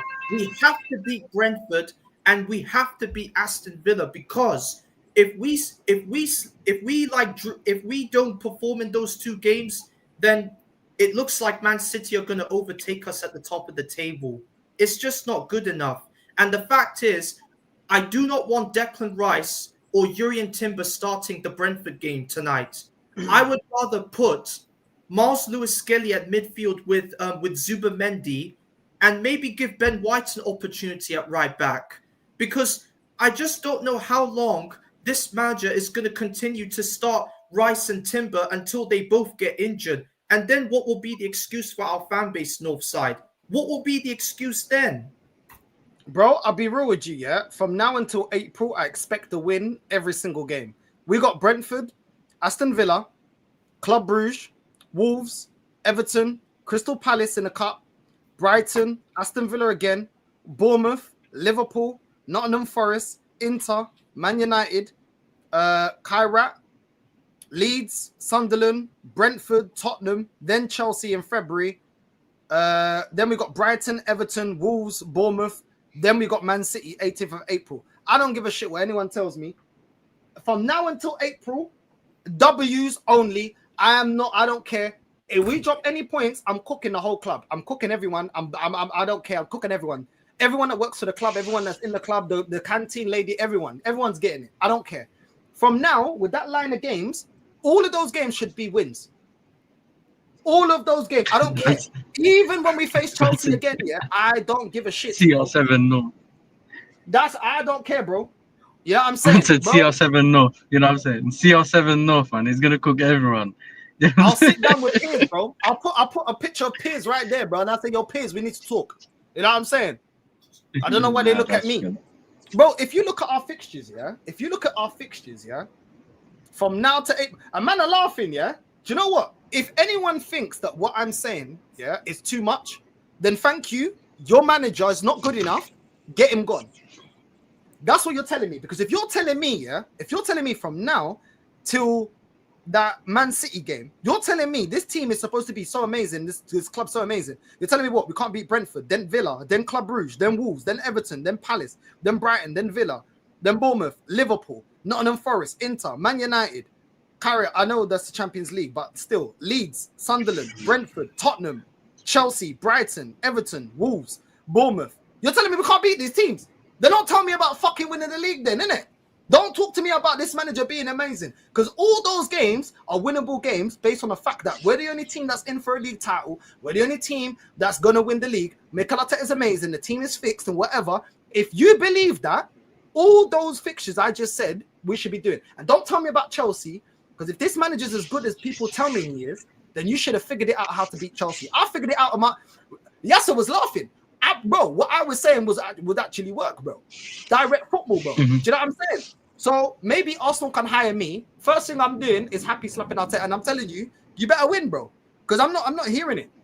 All those games are winnable. You can team tag. You can team tag with Messi. Do you know what I'm saying? You and Messi can team tag. You know what I'm saying? I don't care. Yeah, I don't care, bro. Do you know what I'm saying? Hey, listen, man. I don't know, but when did I ever become Arteta in? Are you dumb, bro? When did I ever become Arteta in, bro? When did I ever say Arteta in? The only time I've ever said I'll be Arteta in is if we win the league. He ain't won the league, bro. I've kept it consistent. Yeah? He ain't won me a league title, bro. And yes, I'm calm with how far things have got, but I am disappointed with the Chelsea game. All those games, I expect to win. I don't give a fuck. All those games. Don't tell me, oh, it's difficult going up against Sunderland. Oh, it's difficult going up against... I don't care. You man don't rate these teams. This fan base talk that they don't rate none of them teams. Don't tell me about how hard it is to face Liverpool, Man United, Chelsea, flipping Wolves. I don't want to hear it, bro. If you want to have chest, have chest. But guess what? Don't gas me up this manager and this squad. And then when I have expectations, but North. No. You ran your mouth before, innit? So let's hold you to you running up your mouth. If the team is as amazing as you say it is, what I'm asking is not much. Well, it was like the man ain't going to try finesse. No, the chat's taking a mix. The man said, what did the guy say? Who are we? 2009 Barca to winning every game to April. They're taking the mic, bro. You know what I'm saying? Bro, listen, I said it from earlier. I said, yo, you know when he put the Mike Tyson speech? Because before that, he said he's doing the press conference. And I saw the clip. I saw the 7:30 clip last night. And I didn't know. I was like, yo, no, if you're gonna see Mikel Arteta's Tyson speech. You get me later, and he saw it. All this to play defensive football, you know. He wants everyone to come and rally up what to do, bro. It doesn't you have to pattern up in it. And look, a lot of the games that you mentioned are winnable games, innit? Every one of them is a threat in their own way, as in every one of them have their own challenges, and nothing's really easy, innit? But I think you guys have to go over there and get the results, innit? But that man are telling me, and I think, bro, Tony told me this the other day. We bring in the cannons, the AR-15s, and that, and you came empty-handed, bro, no mags. Do you know what I'm saying? You can't just talk the talk. Sometimes you have to walk the walk as well. You get what I'm saying? So you want to win the league, it ain't easy. Do you get me? You've seen it with that team as well. You've seen it with City yesterday. A lot of teams beat Fulham comfortably, but those teams can give you a challenge, innit? But we've seen City go on a run. We've seen Liverpool go on a run and only lose one game. Like, if you, man, keep telling me Arteta's a genius, how about you win all them games that Northside taught you to win, innit? How about that? You know what I'm saying? How about that? You know what I'm saying? We're applying pressure, bro. Listen, some people don't like it. You know what I'm saying? Some people don't like it. It's one of them, bro. Like, I'm seeing man telling me, we need to... Like, how's man not resting certain players and that? Like, it don't make sense. Like, I've seen man say you can't rest this player. You know what happened, yeah? With City, yesterday, I watched part of the game, innit? And Nico Gonzalez got taken off. And he's the only DM that's fit right now, yeah? And he's played most of their games. And obviously, it kind of went sideways when they took him off. but he has to rest him in it one way or another. Like there's 25 minutes left. He's not really dominant. Like it's a smart thing to take him off. He's like I think it was 5-1 up at the time. Like, why not? What's the problem with you taking off Nico Gonzalez? But obviously the fans were saying he needs a rest. But when he took him off and it went 5-4, whatever it was, they said, why did he take him off? I'm like, bro, you can't win. You know what I'm saying? You can't win. But you have to rest some of your players, bro. You have to. Like, we already found that Reece James ain't playing today. Reece James are not going to play, and he's probably going to Cole Palmer starting from what we heard from the manager. But like we've already said with all your other press conference reactions, bro, these men never ask him real questions. And when he does that smug thing, innit?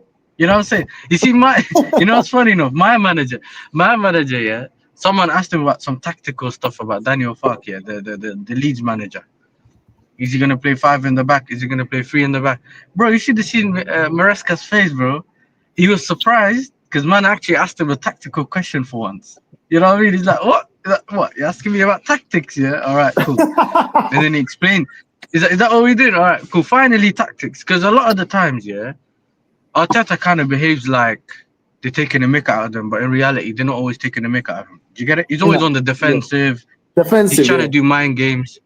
Pep, like, and obviously people say, well, Pep does it, but the way Pep does it is different. And then again, Pep, you know, after you see what Pep said after the game, Pep came out and said he told these man, well, you guys enjoyed this one, yeah, 5-4. You know, he's there laughing, yeah, not boring, yeah. He's laughing with them, but I think Pep plays the mind games too. But with Pep, because he's won, people are like, it works, innit? You can kind of be like, he does what he does. It kind of works at the end of the day. That's why Jose worked with Jose. That's why I worked with Jose, bro. Because Jose was doing that Chelsea, but he was like, yo, like you man. Jose was on the violation thing, bro. He was violating managers and that, telling man you're specialist of failure and all that, bro. He was trying to get under your skin. Like he's not even trying to play mind games. He's really trying to annoy you, and then he's bringing the team to fight as well. Like, do you get it? It's different. But it's like you're right though, innit? But I feel like, I don't know. I can't lie. I watch your press conference reactions for banter, bro. Did you see this Arteta guy? I never get any information from him. He's just there. He's just waffling. Bro, he's just waffling, bro. Every time I listen to him, he's saying things that don't make sense. Like he's playing riddles and that. Are you gonna rest players? Yeah. He said everybody be there for 7:30. What are you talking about? Yeah, I saw. That's the one I saw, and I was like, what? And he was like animals on that. I'm thinking, yo, right? Like, what's going on here, bro? Bro, and it's loud, you know, because remember the press conference room is small, isn't it? Someone's shouting, bro, and I'm thinking, where's your shame, blood? Do you know what I'm saying? But it's one of those things, isn't it? He makes it like it's just a funny thing, like to the point where it doesn't make sense, isn't it? Like he's just like, all right, cool. If that's what you're doing, you better win, innit? Like it's one of those things, innit? If you want to take the mick and that, cool, just win. Then no one cares. But yeah, man, it's just one of them, and it is what it is. Like like I told you, man, bare times before, and every day I wake up thanking God I'm not an Arsenal fan, because I don't know what I would be doing. Do you know what I'm saying? Like Macy's doing it lightly, blood. You know what I'm saying? I'd probably be banned at the Emirates. I can't take it anymore. You know what I'm saying? I can't take it anymore. I have to do something. You have to go to the gym or something, Macy. You know what I'm saying? Punching bag and that, like Mike's. You know what I'm saying? Get a punching bag. You know what I'm saying? There's no need to go jail, wait. You know what I'm saying? There's no need to go jail. Or get the streams demonetized, blood. One of the two. You get me? Don't do any of those. Just go gym. You know what I'm saying? Yeah. I swear. You know what? Yeah. But for certain clubs, yeah, certain clubs, certain fans, yeah, we need to. I can't lie. We need to make an allowance now. If you support certain clubs, yeah, you're allowed to change, even in your big man age. Like we need to be like, all right, cool. We get it. Like if you're a Tottenham fan, yeah, you should be able to switch sides, bro. Because it's just too much pain for too long, bro. You should be able to. We'll give you an allowance. You know what I'm saying? You can have one transfer. You know what I'm saying? You could transfer to another club, rethink your life, redo your decisions. You know what I'm saying? I told you time ago. I said you're allowed to come to the other side, to the blue side. You know what I'm saying? I know now you went to a club that has both colors and that, but we're allowing you, innit? You got the mindset and that. You know what I'm saying? Lee can't come anymore. Lee started violating my club and that. He's not allowed. Do you know what I'm saying? He's not allowed. We're not allowing him. But you still allowed. Do you know what I'm saying?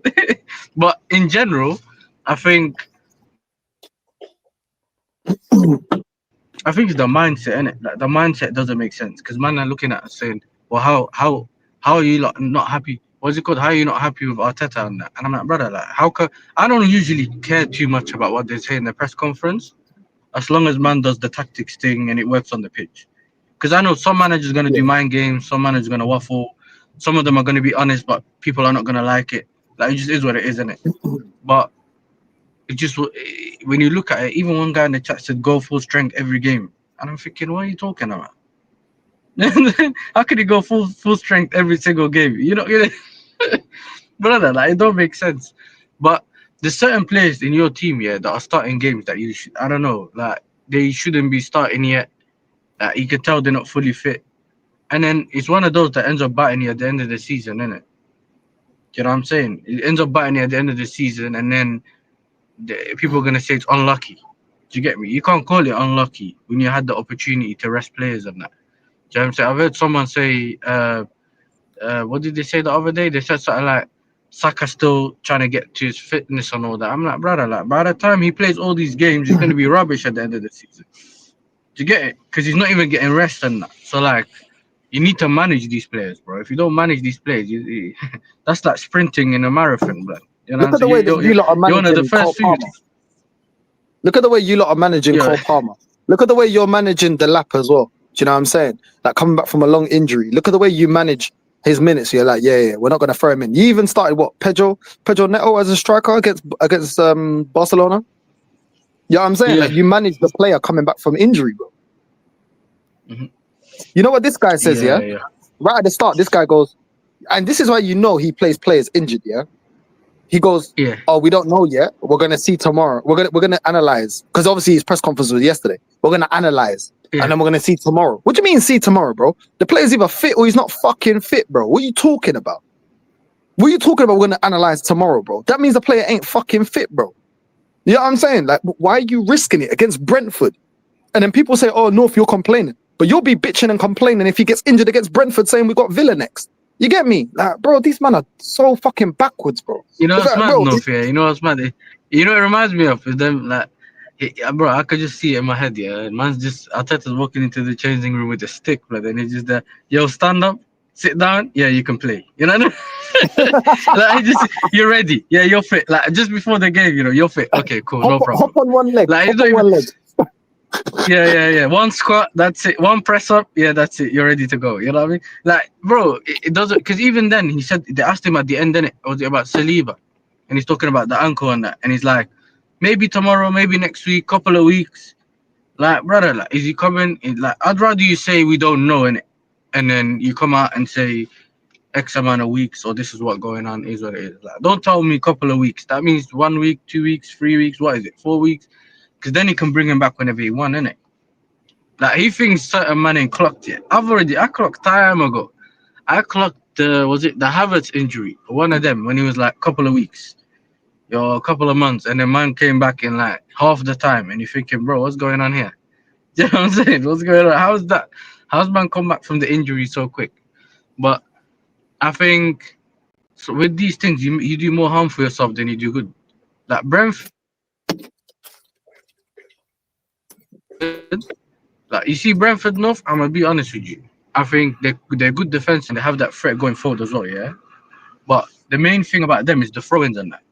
These man do throw-ins from the manager's technical area, bro.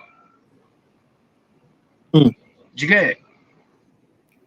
These men are doing throw-ins from the manager's technical area. Two flicks, one volley or something, one goal, and then that's it. Like, they're very direct, innit? And you have to see what you do with that, innit? But then again, you're supposed to be good defensively, so we'll see, innit?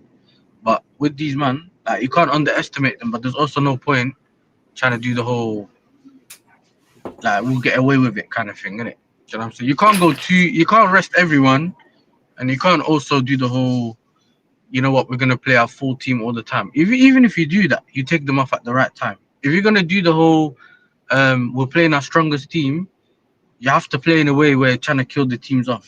Do you get what I'm saying? Yeah. Try to get a couple of goals early, game's done and dusted, take your players off, keep it moving. Do you get it? Like, but you guys don't play in a way where you kill teams off. You know what I'm saying? So you can't do that. Because then they're still playing 80 minutes, 70 minutes, and that, bro, it's just long, isn't it? So yeah, man, we'll see, innit? We'll Nah, see. facts, man. You're Facts, I hear lucky. it. You're lucky though. You're lucky. It's not the. You're lucky. It's not the G Tech. I call it the G Tech Stadium, bro. You're lucky it's not that in that stadium, because theirs is mad. Nah, I hear it, man. I hear it. Kawaja, what you saying, man? Yeah, I'm good, bro. Do you remember that Christmas comment? Why did I write that, bro? It's Yeah, calm, hold bro. that. It's You know what I'm calm. saying? A bigger fish Nah, to nah. You know fry. what it is. He's looking at You know what I the said game, though. yeah. Nah, I don't care. I said Khawaja moving like Ramsdale, bro. He's not concentrating. You know what I'm saying? Nah, big up, bro. Big up. I think King's backstage as well, North, by the way. He's backstage? I think so. Said he's in the chat, in the private Yeah, chat. He yeah. said Just in case you ain't he's seen it. Ah, there he is. There he is. Yo, King, what you He's saying, man? leaning. What you saying, man? They're gonna attack you, bro. They're like, Man United shit. Man United shit. Why are you talking about Arsenal? Hey, What you saying, I man? let Khawaja go first. We interrupted Khawaja, bro. You know what I'm saying? King can wait. You know what I mean? Wait. What we saying, Wait man? like What your we saying? team, bro. You know what I'm saying? Nah, go on. What? Let Kawaja go on, and then King, you go, and then Mason. Oh yeah. Yeah. Go on, bro. Looks like it's gonna be a big game for us. I think with us playing Brentford, it's not gonna be easy, of course. We just need to get the win. It doesn't matter how ugly it is, just get a win. I mean, maybe some of us are like, oh, but Fulham scored 3 goals in the second half when Man City made it 5-1, but it doesn't matter. They still won the game, and we need to win our game. I mean, we're 2 points clear. If we draw the game, it's still not enough. I mean, if you look at this game, it's going to be so tough with this manager not rotating. He's not going to rotate, bro. Trust me. He's never going to rotate. He's just scared that if he rotates, Brentford are going to score a goal. He's just... Big up Marie, man. Yo. Like, this is... I can't lie, Kawaji. Your internet's moving mad, bro. Go out and then come back in, bro, because it keeps cutting, bro. Yeah? Go out, come back in. I'll let you back in. Big up. Go on, King, bro. Bro, it's mad, bro, innit? It's just, bro, it's just mad, bro, it's not the first time Arteta has said this, innit? Like, I remember you did a reaction to his other one, and I remember him saying that, and they asked him a question about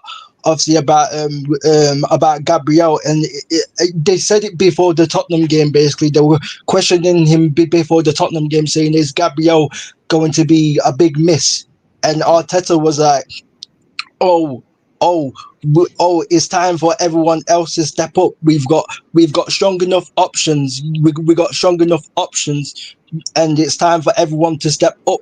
But then the following question after the following question after, when they asked Arteta about the injuries to Havertz, to Ødegaard, and to Gyökeres, he was like, oh,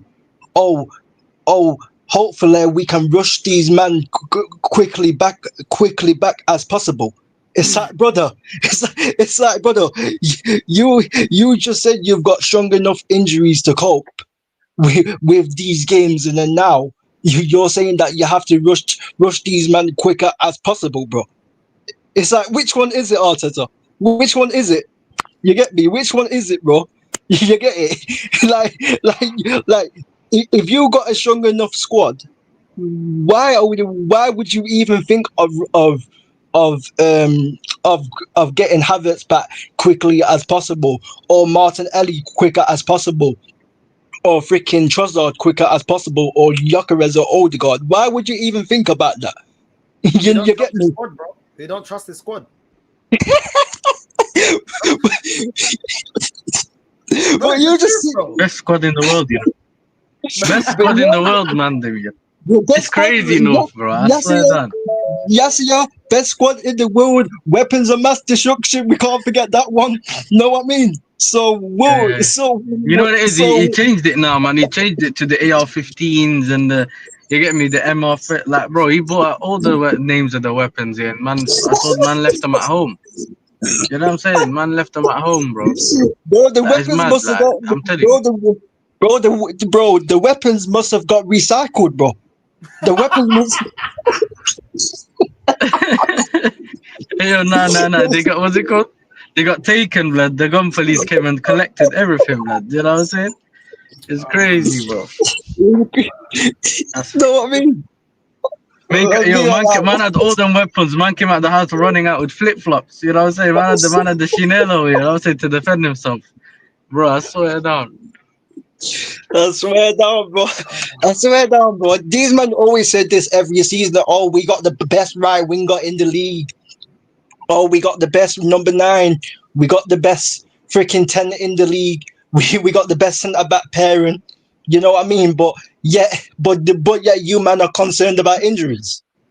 But you man got the best of everything. So you man shouldn't be complaining about injuries, bro. You got the best goalkeeper in the world. So I don't know why, bro.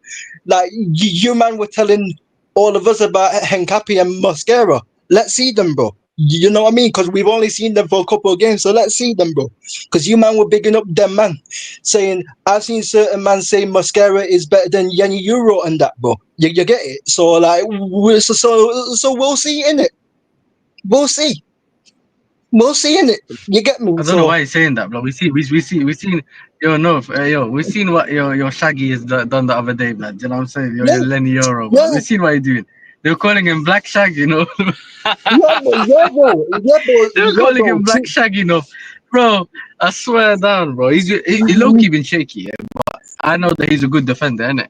He's a good defender, but brother, like, I don't know, innit? I don't know. But bro, the Mosquera partnership thing, we need to still see what, like, we need to see it. Forget me and like King had that saying we need to see, innit? Like, obviously, North has barely seen that partnership, like, and that's his club. So it's one of them where, as individuals, we know what we've seen what they can do in other clubs, innit? But we need to see what they're doing in at your club.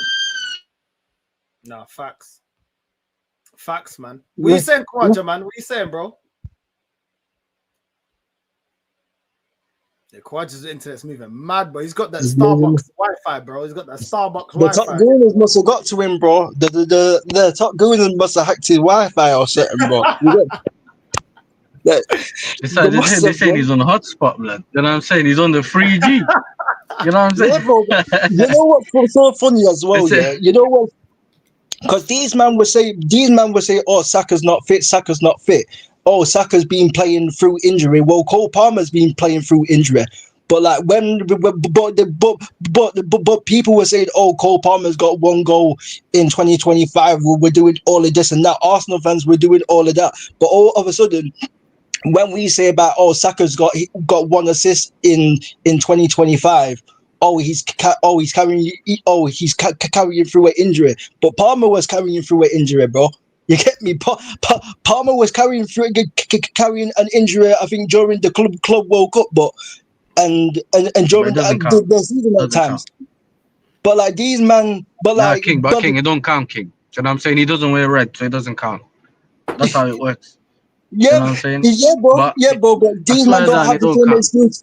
But these men don't have the same excuse for Palmer. When Palmer was injured during the season and carrying an injury, people were just saying, "Oh, Palmer's got 1 goal in 2025." Arsenal fans were saying Palmer got 1 goal in 2025, but Saka's got 1 assist in 2025 and like 4 goals. Like Lee explained the stats, bro. I think Saka went like 20 games without an assist or something, bro. Something daft like that, bro. But you know what I mean? But no one speaks about him.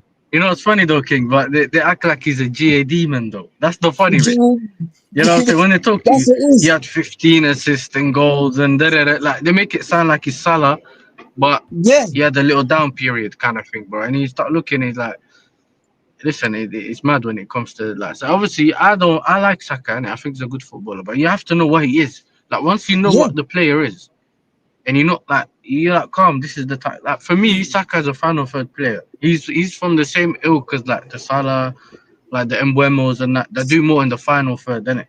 I don't expect him to do anything in the game. But obviously, Arteta's trying to turn a final third player into a defensive winger and all that, and going forward.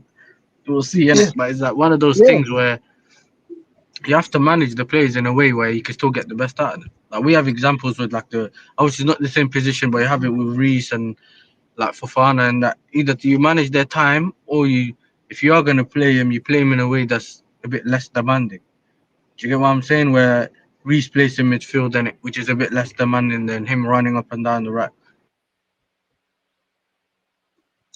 As a right back, like you have to kind of use your brain a little bit as a manager. But with this guy, it's like we're going all out and we'll see where we're at the end, and it kind of thing. And he's like, all right, cool then. That's what I'm saying. But now he's doing bigger fish to fry with the squad. You know what I mean? He's like, you know what? We'll just focus on the league. Yeah, it is what it is. Like, bro, all right, cool then. We'll see. But don't worry, we have an attacking goalkeeper as well. So don't forget, we have an attacking goalkeeper. Yeah. Oh yeah, attacking goal. Yeah. His signal started working. You get me? The top goal didn't get to him, bro. You know what I mean? No, I mean, bro. I've just say, bro. You know what I'm saying? What are you saying about this, man? Hey, listen, I can't lie. No, this because the fact that the manager speaks out waffle in every press conference, he just doesn't admit the fact that Saliba's out. He just wants to play him. I just feel as though the fact that apparently we're overreacting, so we can't criticize the manager. Apparently we are overreacting. It's only the start of the season. It's all this and that. But I just don't understand why we're complaining about injuries if we have squad depth. It's just weird. It's just so confusing. I just get so confused. So let me get this straight, right? If you have cover for your centre-backs and that, surely you don't need to complain about injuries. Just go, okay, we got him out. So, okay, he's out, I don't know, for a few months, right? Okay, let's use this player as a cover. So surely you don't need to make up the injuries. Oh, but by the way, the friendlies are the reason why Gabriel got injured. I also forgot. I went on TikTok and I saw Rory saying that the international friendlies were the reason why Gabriel got injured. I'm like, well, no, he's not. It's the manager. He's playing players in random games he don't need to. He just doesn't know how to use his squad. You know what I'm saying? I just feel as though the fact that he just wants Saliba, he wants to play a strong team because he thinks that Brentford are going to do something at the Emirates. He's just scared. He just wants to get that win. You know, if you look at his face, you look at, Lego head, his face. If you change his head into a Lego, into a square, you might as well just tell him, if you go there, confront him, swish his face into a four-headed face and just tell him, please rotate and please fix your grammar because his grammar is terrible. What the hell does lighthouse mean? Like, can someone tell me why is he telling Declan Rice that? Why is he saying that Declan Rice is a lighthouse? Bro, what does that even mean? Why are you comparing someone to a lighthouse? What is it? Because it's another light bulb team talk or something? Light bulb team talk, guys! Come on! Light bulb team talk, guys! Look at Declan Rice is these guys. Oh no, guys! It's okay. Saliba will be here, guys, and you got to trust the process. So, all that PR about Arteta, and you know what the Arteta sexuals are like. It's just the fact that they're just crying over us. They're just saying, "Oh, why are you doing this, man? Why are you so overreacting, man? Oh, annoy me so much, man. Seriously, just can't look at that and go how embarrassing they are." Oh, by the way, Northside, don't forget, Ødegaard just came out and said that Declan Rice is a more complete player than Kante. If anyone's wondering, that's what he said. And he said that he's a better footballer than Kante. So hey, listen, Khawaja, send me that clip, blood. Send me that clip. I'll be on to him. You get what I'm saying? I saved on TikTok. I have the image. I'm going to send it to you. Yeah, he said as a footballer, he's better than Kante. Cool. And he's a more complete player. So, but it's okay because we have Van Persie in our academy, so we can just go, yeah. So anyway, that's right.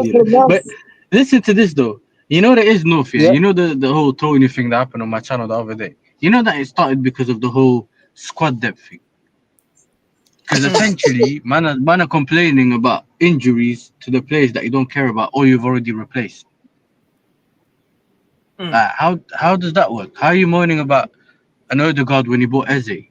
And you specifically told me that's a specific part of the the artillery. Remember, he told us that day. Eze, I got Eze, the mass destruction. The first time he ever said it was here.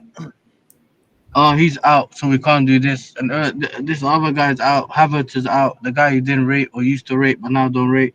And you get what I'm saying? And it's like, you have to be consistent, bro. You can't tell me the guy you don't rate was not good enough last season. It's the same guy now that you expect to save you.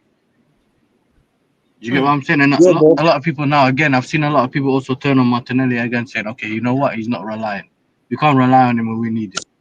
Well, you guys already knew that. Do you get what I'm saying? I know he had good form, but this is where you need to be able to separate good form, like purple patch, and actually someone's current ability. Do you get what I'm saying? Or what you can do to you. So it's just one of those things, man. And I think you have to get the results, and then a lot of people won't be talking. That's the thing that a lot of people don't understand. You get the results, people won't be talking as long as, because remember, City, you said the way the game went for City, yeah.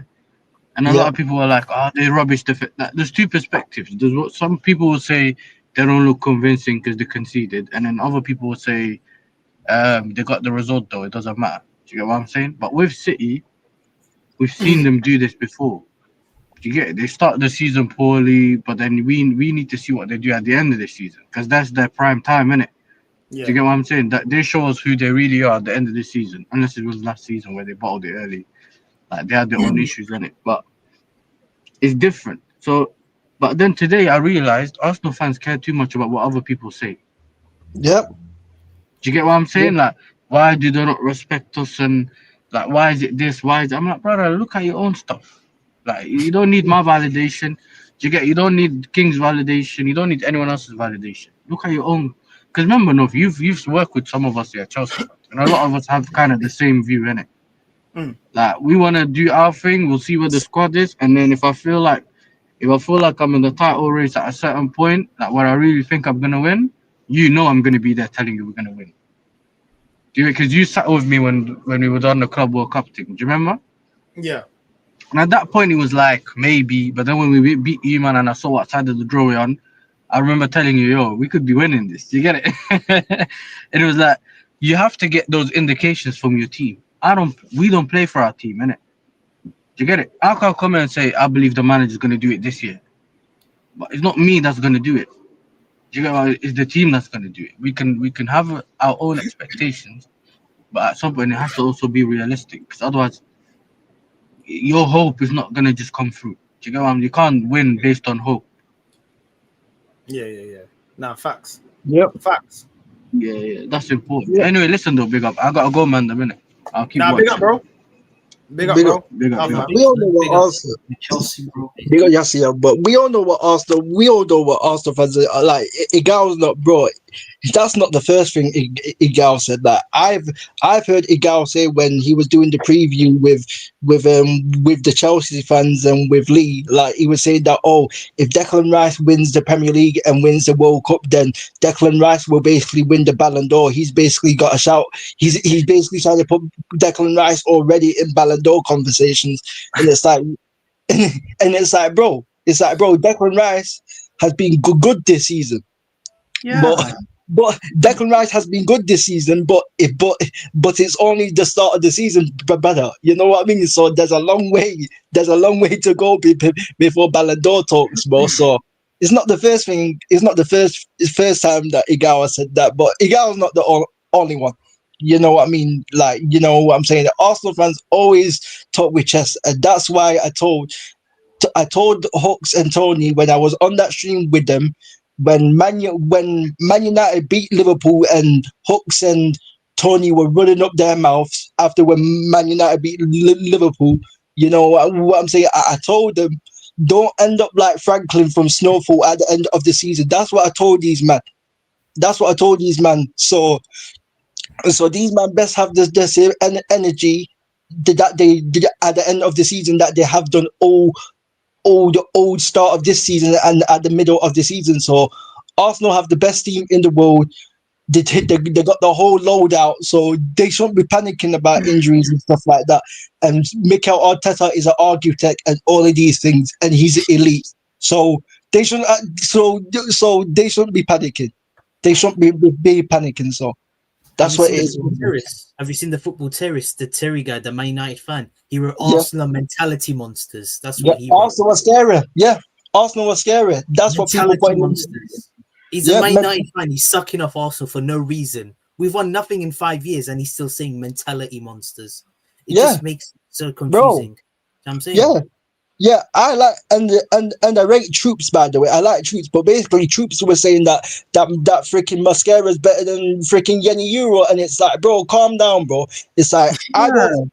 It's like, bro, but he should not get too gassed up about Mosquera, because Mosquera is this is his first season in the Premier League. Like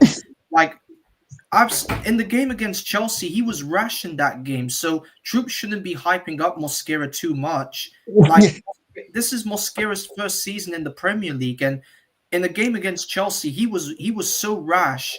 He was like barging at the Chelsea players. He was like doing something like irrational. So I'm not too, because that's the problem. We always sign these players from a league that our fan base don't watch, because they think it's a farmers league.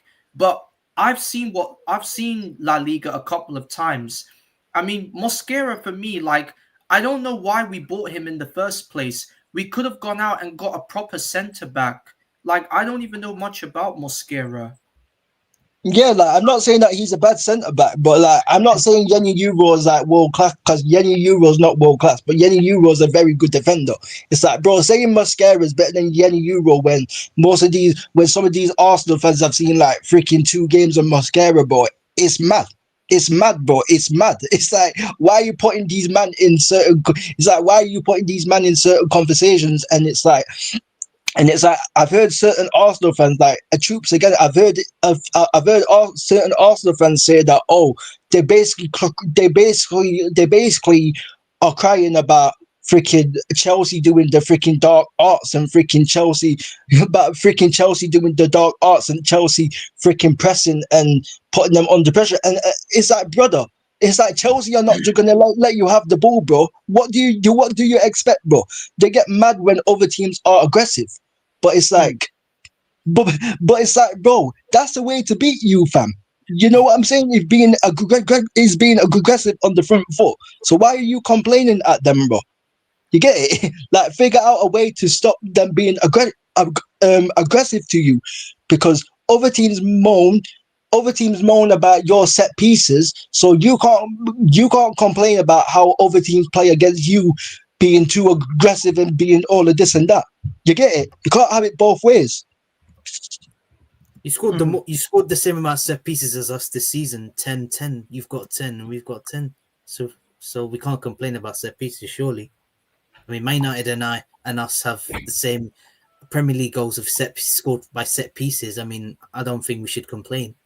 I mean, like, this is the problem with set pieces, right? Some games, I mean, we had the Declan Rice set piece, a Saka set piece, didn't really work out. I mean, yeah, some games it goes your way. I mean, Timber scored against Bayern last Wednesday in the set piece with Saka's, but it's not going to be sustainable. I mean, yes, we scored open play, but these are the games you have to win. I mean, today, it's not going to be easy, because Igor Thiago's got 11 Premier League goals, and you know what he can do. I mean, he's a real threat. And you got Mosquera and Nketiah. I mean, Nketiah against Chelsea looked very shaky. He took a stupid touch, and Joao Pedro could have scored. He took a stupid touch, he fell over, and luckily we won, I don't know, maybe 3-1 down. We could have been 3-1 down. I mean, Ødegaard had a stinker at Stamford, which he should have scored. I remember a clip when Ødegaard got sat down by Calafiori, and apparently some of these Chelsea fans are now saying he's better than Yamal.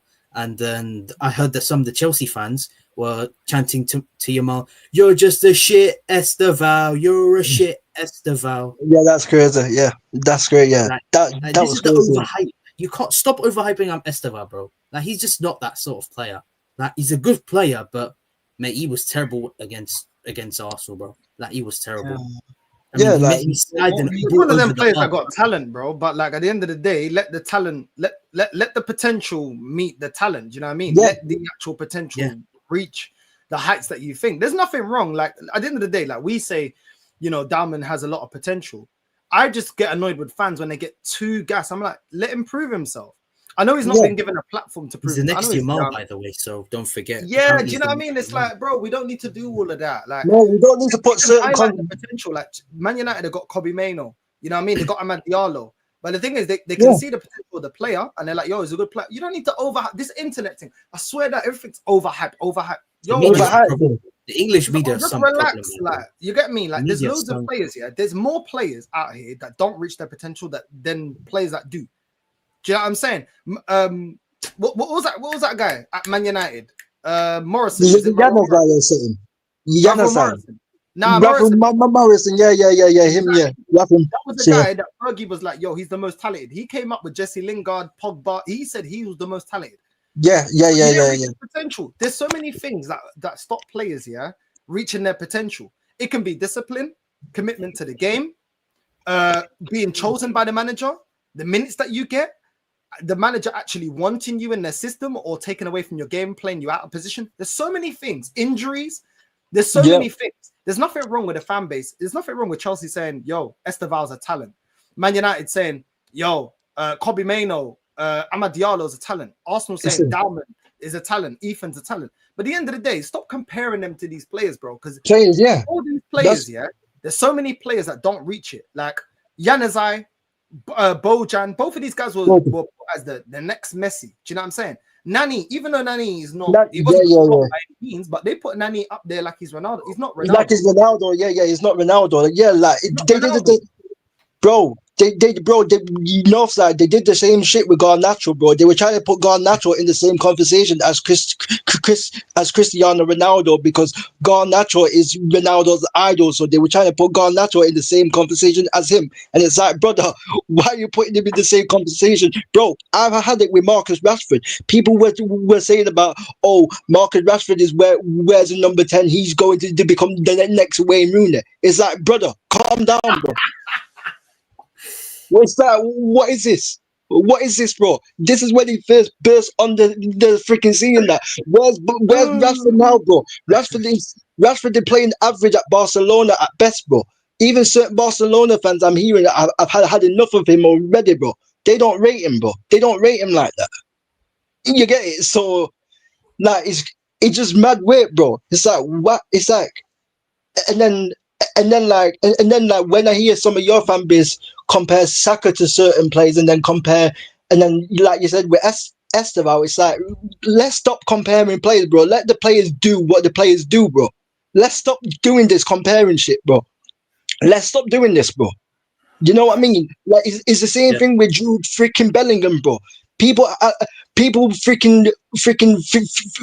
think Jude Bellingham's the next best thing for freaking England, bro.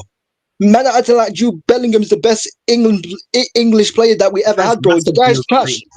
The guy's trash, bro. Did you see he got player of the match against Albania, by the way? Apparently, he got player of the match against Albania. I was like, what the hell did he do against Albania? Like, it's just PR, bro. It's just the PR that he gets. Apparently, it's abuse and we abuse him. Bro, he's nowhere near top 20 centre mids in the world. The guy is not world class. What game was it now? It was Slovenia. It was against Slovenia. England drew 1-1 against Slovenia. He scored the little bicycle kick against Slovenia, and he was like, who else? This is what I'm saying, bro. Who else? Man, giving it the big talk, bro. You scored a bicycle kick against Slovenia, bro. Like know your place. Bellingham did, but apart from that, he stinked out the whole. He stank out the gaff. Yeah. He stank out, bro. Final, bro. He ghosted in the final of the European Championship. Because that's the problem. Southgate always started him, and that's why I think Tuchel is saying that Bellingham needs to prove himself. So that's why he's not starting. Yeah, but it's racist, Macy. But Macy, these men are saying it's racist, bro. These men say it's racist, bro. Because Tuchel's not starting freaking Bellingham, bro. No, the guy's trash, bro. The guy, I said it before. If Tuchel doesn't want to start him, then this is his choice. He can put any midfielder he wants because he's the manager for England for a reason. He can pick any midfielder he wants. I just don't know why the England fan base are obsessed with Jude Bellingham. Like, for what reason? He's back, by the way. They said that he's better than Pedri. Apparently, but he's not Pedri, bro. Pedri's levels ahead of Bellingham. If anyone thinks that Jude Bellingham is better than Pedri, your football knowledge is terrible. Ian Wright Ian Wright, we're trying to compare the Bellingham situation to the Paul Pogba situation, bro. It's nothing like it, bro. It's nothing like Paul Pogba. It's like, why are you comparing man to Paul Pogba, bro? Paul Pogba's miles clear of Jude Bellingham. Miles clear, bro. You get it? Like brother, like let's worried about Brentford. You know what will happen if Jordan Henderson starts against us? I mean, that guy is still balling out, and he's like 35 years old. And imagine if he cooks up our midfield. It would be so embarrassing to see him. He's like Zubimendi, by the way, sideways passer. Zubimendi reminds me of Jordan Henderson. He's just a sideways merchant. And let's be real, Jordan Henderson's a finished player, but he's still better than Zubimendi right now in the Premier League. That's crazy. Imagine a 35-year-old being better than you in the Premier League, and he's washed. Yeah, that's crazy, man. I can't lie. They're going to do the dark. You know what they're going to do, the dark arts as well. You know, that's what they're going to do, the dark arts, bro. Like Yassi just said, they do like long throw-ins. They're good at set pieces and that, bro. Like, you know, I mean, Brentford like to do the dark arts as well. Bro. I can't believe this comment. Look, Bellingham is better than Paul Pogba. Are you on the spice, bro? Are you actually crazy? What's he saying? He said that Bellingham's better than Paul Pogba. Bro. How can you say that? Oh, my God. Like, what? How can you say that he's better than Paul Pogba? Bro, Pogba has won a World Cup with France, but what has Bellingham won besides one La Liga title with Real Madrid? Pogba has Champions won. League, bro. Yeah. In what department is he better? Paul Pogba, is better at dribbling. He's winning the ball back. He's technically better. Yeah. His shooting is miles better. Yeah, I'm saying he can actually shoot outside the box and score. He's not a box crasher. Yeah. What are you talking about, bro? Paul Pogba is one of the most unlucky players to go to Man United, because he went to Man United, when they still had they still have, but they were in their losing mentality. If he was under Fergie, you would have seen the full potential of Paul Pogba. Are you stupid? I'm sorry, I know you ain't being. I'm sorry, but this comment, is so. I'm sorry, it's so dumb, It's mad. I'm not gonna lie. This is the last time I'm even gonna engage with a dumb comment like this, bro. Because I don't know what the hell you're talking about, bro. See, this is what I'm saying, bro. Are you mad? Do you know how good Paul Pogba was, bro? Paul Pogba was crazy. Do you know what? If Paul Pogba went to City, you could have seen Paul Pogba replicate what Yaya Toure did, bro. Yaya Toure for me was the most complete midfielder I've seen in the Prem. He was sick, bro. Yaya Toure, you couldn't even stop him, bro. Yeah, defensively, offensively, dribbling, everything. Paul Pogba had everything, bro. Are you mad? Everything, bro. It's mad. This is what it is, Northside, bro. This is what it is because it's the GA, bro. It's like, brother.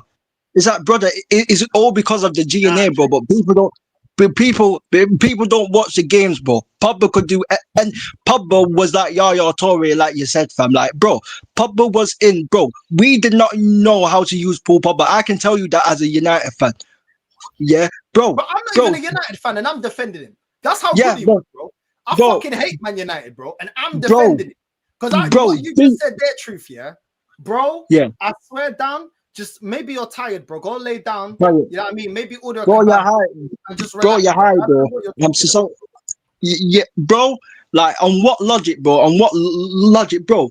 Bro, I seen Paul Pogba dominate at Juventus with Marchisio and Pirlo and these men, bro. Marchisio and Pirlo. Do men know about Marchisio and Pirlo, bro? Do people remember the Paul Pogba at Juve, bro? The people, bro. This is what I'm saying, bro. Paul Pogba single-handedly, Northside will remember under Jose Mourinho when we won those 2 trophies. Who was the main guys who won Man United the 2 trophies? It was Zlatan Ibrahimovic and Paul Pogba. That's who it was. Who won the Europa League and won the Carabao Cup. He singularly carried him and Ibrahimovic. Them 2 carried Man United to a Carabao Cup and a Europa League. Jude Bellingham could never ever do that, bro. He could never ever do that, bro. You get it? Man's getting GNA because he's playing in a Real Madrid team, bro. And even with the Real Madrid, he's not even playing well this season, bro. You get it? He's not even playing well. He's back because look what happened in the El Clasico. He scored. He's back. He outshone Pedri in that. Come on, bro. Bro, he's Conor Gallagher, bro. Even more He's Conor worse Gallagher, than Mason. playing football. That comment, This- I just couldn't believe that comment, bro. Mason, I just couldn't believe Mason. that. I don't know what you're comparing them. What you compare? You comparing them on GA, bro. Let's not do the GA thing, bro. Let's not do the Bro, GA come thing. on, man. We can Hey, see man. with our eyes, Hey, bro, when a Patch, player please. is a baller. He might be And another Pogba- Graham Souness because Graham Bro. Souness dislikes Paul Pogba. Paul Could he Pogba, do, the bro, guy's a can you do disgrace. what Pogba did, yeah, and that Juventus team? I know that Juventus team No. was dominating at the time, yeah, but bro, he was too cold. When he's in a proper He's team with a proper setup, yeah, France and Juventus, you saw prime Pogba, bro. Not a Pogba Prime. that's carrying Man United, bro. How are you gonna come on, bro? Now, real talk, that's crazy. Come I on, can't man. even lie, you even said that. I I can't like even the lie, way bro. he changes Well, let his you hairstyle. that's strike one. That is strike one. It's put another crazy, two bro. comments like that, bro. I swear down. We can't be reading Bro, out your comment. 'Cause that's Jude another way. I don't Bellingham, even know what you're talking about. They Jude might say that Bellingham Bellingham's is. better than Steven Gerrard. That'll be the next comment. They'll be Yeah, saying that. I Jude can tell you Bellingham's this, better than guys. Yeah, Frank I can tell you this. Jude Bellingham is a final form Conor Gallagher. That's what man is. Man is a final form Conor Gallagher with PR. That's what man is. All man does is box crash. That's all what man's good at, bro. So let's not do. This thing. And I saw, yeah, and this is what it is with football fans. These football fans don't watch games, bro. Bro, the Premier League announced that the Premier League announced a new reward. They announced that, who got player of the week? Bruno Fernandes got player of the week over Reece James. You know why Bruno got player of the week in front of Reece James? Is because Bruno got 2 assists against Crystal Palace. What did Bruno do against Crystal Palace? Nothing. I don't think he did a lot. Nothing. But Nothing, it's just bro. PR. It's just the media. The media is the problem. Reece James got mad in the match. It's crazy. Reece James got mad at the match against Arsenal, but yet he doesn't get player of the week because he does not get an assist or a goal, bro. But Bruno gets the player of the week because he's got freaking 2 assists against Palace, bro. This is where football's going, Northside. This is where football's going, bro. Who do you have right now? Ellie Anderson or Jude Bellingham? That's Who do you why have La right now? Liga for Ellie me is Anderson the or Jude best Bellingham? league in the world. I prefer La Liga over the Premier League.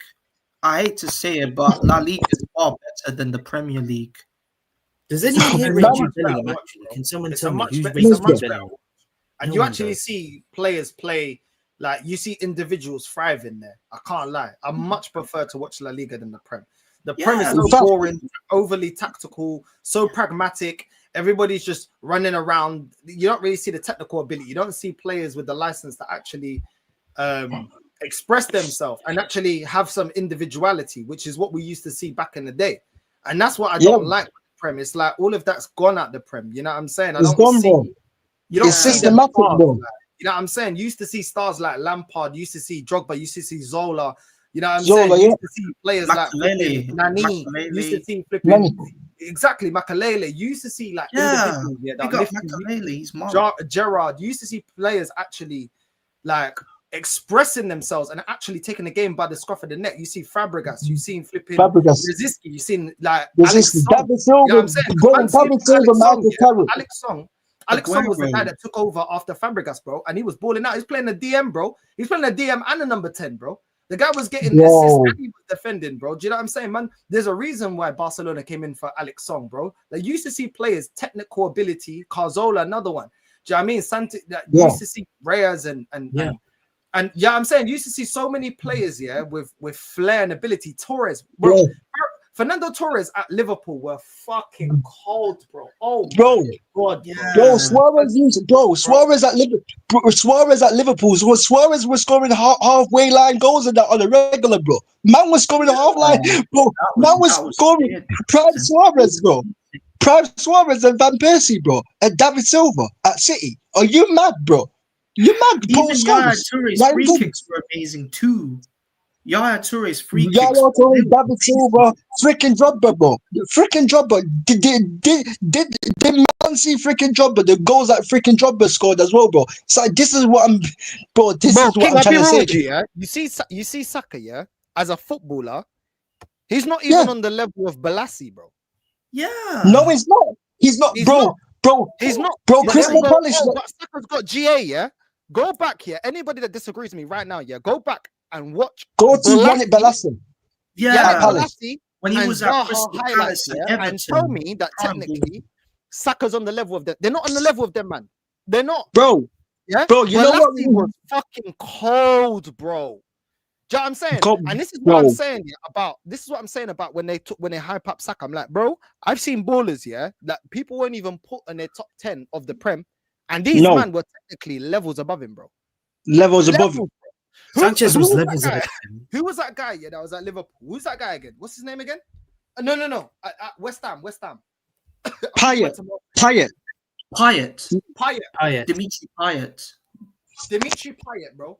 Do you know what I'm saying? Baller, bro. Yeah. Baller. Absolute baller. His And this free is what kicks these as man don't well. understand. They're like, oh, GA, shut up, man. Do you know what I'm saying? Stop But we the see steer players, catch, please. nobody will put Dimitri Payet or Balassi in their top 10. Guess what? They were fucking cold, bro. Yeah. Yeah? They don't need to play to the number 10. They'll cook you by yourself, bro. Do you know what I'm saying? Bro, this is what I'm saying, bro. But this is what I'm saying. But Northside, they were saying that they won't say that because Yannick Bolasie plays for Crystal Palace, bro. That's why these man were downplay it. Like, bro, Rance even said it yesterday, bro. Rance even said that Saka is the black Stuart Downing, bro. That's what man said, bro. Yeah, that's what Rance said, bro. That's what Rance said, bro. And this is the thing, bro, because Saka just cuts inside, bro. These man think Saka is freaking. These man think Saka is Iron freaking Robin, bro. You think that Saka can chat to Iron Robin at Bayern Munich and Frank Reed? What was the other one, bro? What was the other one, bro? Frank Reedberry, bro. Frank Reedberry, bro, and Iron Robin. Do you think Saka can chat to these man? Did man see Gareth Bale at Tottenham? Did man see Gareth Bale at Tottenham? Top bins in it everywhere, bro. You get it? Did man see Bale, bro? Prime Bale. Saka's nowhere near Bale, bro. Nowhere near. He's not even prime Messi, by the way. He's not even Messi's level anyway. Yeah, he's not Messi level, bro. By the time Saka keeps playing football, he'll be finished by 26 years old because Lee was spot on when he was on one of the fan cams. He said when Saka turns 26 years old, he will be finished by then. But our fan base will say, oh, but he'll get better as the season goes by. No, he won't. Because he'll be in the same predicament as Michael Owen and Wayne Rooney were when they were 26 years old. But the best of Michael Owen was when he got the move to Real Madrid and he was balling in La Liga. And the best of Wayne Rooney was when he went to Manchester United. So Saka will be finished by 26 years old. You know what as well, Mace? You know what as well, bro, is that, bro, imagine if, we all know Vinny's been stinking. We all know Vinicius Jr., he's been stinking since he came second in the Ballon d'Or.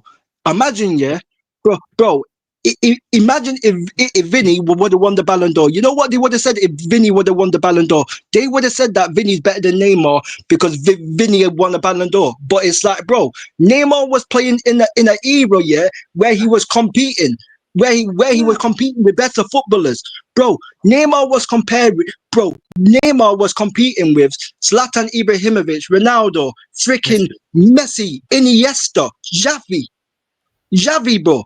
He was comparing Suarez, bro. He was competing with all of these man there, bro. Who is the next Luis Suarez, bro? Who is the next Zlatan Ibrahimovic in this era right now? You can't name one, bro. Bro, to be fair, Zlatan is probably Haaland. It's probably like, do you know what I'm saying? It's probably the closest to. Do you know what I mean? But the thing is, your point is still valid, because it's like we're naming one player in this era. One player. Man will compete with Benzema, bro. You'll probably put it up that Haaland's like goal ratio is still above, but it's one player, bro. Do you know what I'm saying? It's one player. Like bro, Vinny's nowhere near Neymar, bro. Neymar nowhere near, bro. Neymar so cold, bro. Yeah. Neymar was so cold. I don't care, bro. And you know Neymar was cold. And he do it in the Prem. But guess what? Yeah, guess what? Most of you put Messi as the greatest player ever. He never done it in the Prem. So that's he never done it in the Prem. Ronaldinho never done it in the Prem. Do you get what I'm saying? Bro. Like when you go for a lot of legends, a lot of them never done it. Maldini never done it in the Prem. Do you know what I'm saying? When we're going to go for a lot of legends, they ain't done it in the Prem, bro. Do you know what I'm saying? A lot of them ain't done it. That doesn't mean they're not the players that they are. Figo never done it in the Prem. No. Do you know what I'm saying? No. Pele never done it in the Prem. Maradona never done it in the Prem. So really, this whole Prem shit, yeah, is some bullshit. Because why do you have to be in the Prem to prove anything, bro? Do you know what I'm saying? Like, bro, the AC Milan team, yeah, that were cooking, yeah, did they do it in the Prem? Did they? Nope. Did Seedorf do it in the Prem? Do you know what I'm saying? Nope. Like, this is the thing, bro. This whole Premier League, shut up, bro. It's never been the barometer that you have to do it in the Prem to be one of the greatest of all time, bro. Do you know what I'm saying? Did Zico do it in the Prem? The man don't even know who Zico is. Do your Google. Bro, come on, man. I know who Zico is. He's in the Prem, yeah. Shut up, bro. Did Etu do it in the Prem? But Etu won with Barcelona and then he went to Inter. Bro, this is what I'm saying. You know what I'm saying? What is man telling me that Etu was shit, bro? Etu's cold, bro. Yo, Falcao didn't do it in the Prem. Falcao didn't do it in the Prem. Do you see Falcao at Atletico, bro? Do you see what Falcao was doing? Falcao was competing with Messi and Ronaldo, bro, when they was at Barca and Real Madrid. Falcao. Yeah. Falcao, bro. And but people will say, oh, Falcao trust because he didn't do it at United. He won the Ligue 1 title with Monaco. Monaco's first ever Ligue 1 title, all thanks to Falcao. Oh, Messi. Yeah? Messi, Di Maria. D-Man would say Di Maria trust because he didn't do it at United. Do you see what Di Maria was doing at Madrid, bro? And at PSG. Are you mad? Is man mad? That's what I'm saying, bro. Certain man put R9, yeah? Certain man put R9 above Messi, bro. So what, R9 shit, yeah? Because they didn't do it in the Prem. Those man, they talk rubbish, bro. Like, what are you rubbish, bro. Do you get what I'm saying? Like, oh, if you don't do it in the Prem, certain players, yeah, are good at certain leagues, bro. But it doesn't mean that they're shit, bro. I saw Shevchenko stick out at Chelsea, bro. But what did he do in Italy, bro? Nothing. Bro, but this is what I'm saying, bro. But this is what I'm saying. That's what I'm saying, bro. Adriano, exactly. Adriano was cold. Anybody that was playing, Pro Evolution back in the day, yeah. You know, Adriano, that he was the face of Pro Evolution. That guy was cold, bro. Yeah. Cold. Do you know what I'm saying? Bro, come on, man. Bro, come on, bro. Like no one can. Oh, but Saka's done it in the Prem than Di Maria, so Saka's better player. No, bro. Di Maria's a mile clear of Saka, bro. I don't care what anyone says, bro. I don't care what anyone says, bro. You watch Di Maria at PSG and at freaking Real Madrid. You watch Falcao at Atletico Madrid and Monaco, and you man will see, bro. But these man will say, "Oh, these man are trust because they didn't do it in the Prem." Get out of here, bro. Get out of here. For Real Madrid, do you remember Raul? Yeah. Bro. Raul, bro. And Schalke. Do you know what I'm saying? What was Raul shit because he didn't do it in the Prem? Go tell Real Madrid fans that. So Raul, you can't rate Raul because he didn't do it in the Prem. Yeah. How about Huntelaar? How about Karshan Huntelaar? Benzema's never done it in the. Benzema's never done it in the. Yeah, Benzema's never done it in the Prem. Is Benzema shit because he's never done it in the Prem? No, Benzema won a Ballon d'Or, bro. You get it? Like, what's man talking about? Like Benzema, bro. You man, bro. Even the players, bro. I remember Real Madrid used to have Sami Khedira and Xavi Alonso, and used to have Kaka and these man. Kaka never did it in the Prem. Roberto Carlos never did it in the Prem. Do you get what so I'm it's saying? Prem proven, by the way, because it's basically Prem proven. Because some of our signings, you remember Ødegaard? When we signed Ødegaard, he was Prem proven. That's why everyone wanted him, because he's done it in the Prem and all this. But if Busquets, if Sergio Busquets comes to the Premier, he won't do anything, bro. Do you see what Sergio Busquets were doing at Barcelona with Xavi in yesterday, bro? You get it? Bro, like, come on, bro. That's the best midfielder of all time. Puyol do it in the Prem. So what? Puyol's dead, yeah? This man don't even know who Puyol was, bro. Puyol, bro. Maybe Dani Alves might not do it in the Prem because he might not cook in the Prem. Bro, freaking Marcelo, bro, at Madrid. Marcelo at Madrid. Do you see what Marcelo and Ronaldo was doing at Madrid, bro? Is man mad? But Marcelo never did it but Marcelo never ever did it in the Prem. Is Marcelo trusted? Because he didn't do it in the Prem. Like, come on, let's stop doing Sergio freaking Ramos, bro, at freaking Madrid. Sergio freaking Ramos. But is Sergio Ramos trash because he never did it in the Prem, bro? Like let's stop with all of this Prem talk, bro. Let's stop with all of this Prem talk. Oh, people will go on about Edison Cavani didn't do it at Manchester United, but do you see what Cavani was doing at freaking PSG, bro? You get it? You get Edison Cavani and them man there, bro. Like, come on, bro. Like, come on. Just because they didn't work out at a club doesn't mean that they are all of a sudden trash, bro. Yeah. So let's stop doing this premiership, bro. You get it? Let's stop doing this premiership, because when man get upset of people like me, people like Northside, people like Macy, people like Lee, when we say this player is better than this player, Saka's not better than this player, is because we've seen better players in this era. When we say that Saka's not world class or Declan Rice isn't world class, it's because we've seen better players, bro. We've seen better players play. You get it? But these men take offense to it because these men never seen these men. This is what it is. This is the problem with a lot of these men, bro. You get it? It's like, bro, that's the problem with these men. But you know what it is, yeah? If they don't choose to educate themselves, that's on them, innit? Like, the That's reality on them, is, bro. if you okay, cool, you're not born in that era, that's fine that you didn't see that. Nobody's telling you that it's your fault that you didn't see that. But guess what? When we're talking, be quiet. That's what I'm saying. Be quiet. Yeah. If you don't see those players, how can you compare if you've never seen them? How can you compare if you don't educate yourself and go watch a league season of the Inter team that won the treble? Or if you go and watch flipping Porto win the Champions League, or you ain't watch Man United 1999. If you ain't seen that, yeah, then that's fine. But you still got the internet. There's no excuse these days, because you can go on the internet, you can watch the whole season. There's channels out there that put the whole season, the highlights of all the games, and you can see these players scoring goals, performing, whatever. If you choose not to educate yourself, that's a you problem. That's not an us problem. The same way you got the internet, and big up to everyone that's watching and everyone that's subscribing. You still got the same internet subscription that you can use to educate yourself. If you don't want to educate yourself, that's on you, bro. Do you know what I'm saying? That's on you. So when we're talking about certain players and you ain't seen them and you get offended, that's a you problem, because you'll rather use the internet to go on TikTok, to chat shit on flipping Twitter, to go in the comments and chat shit.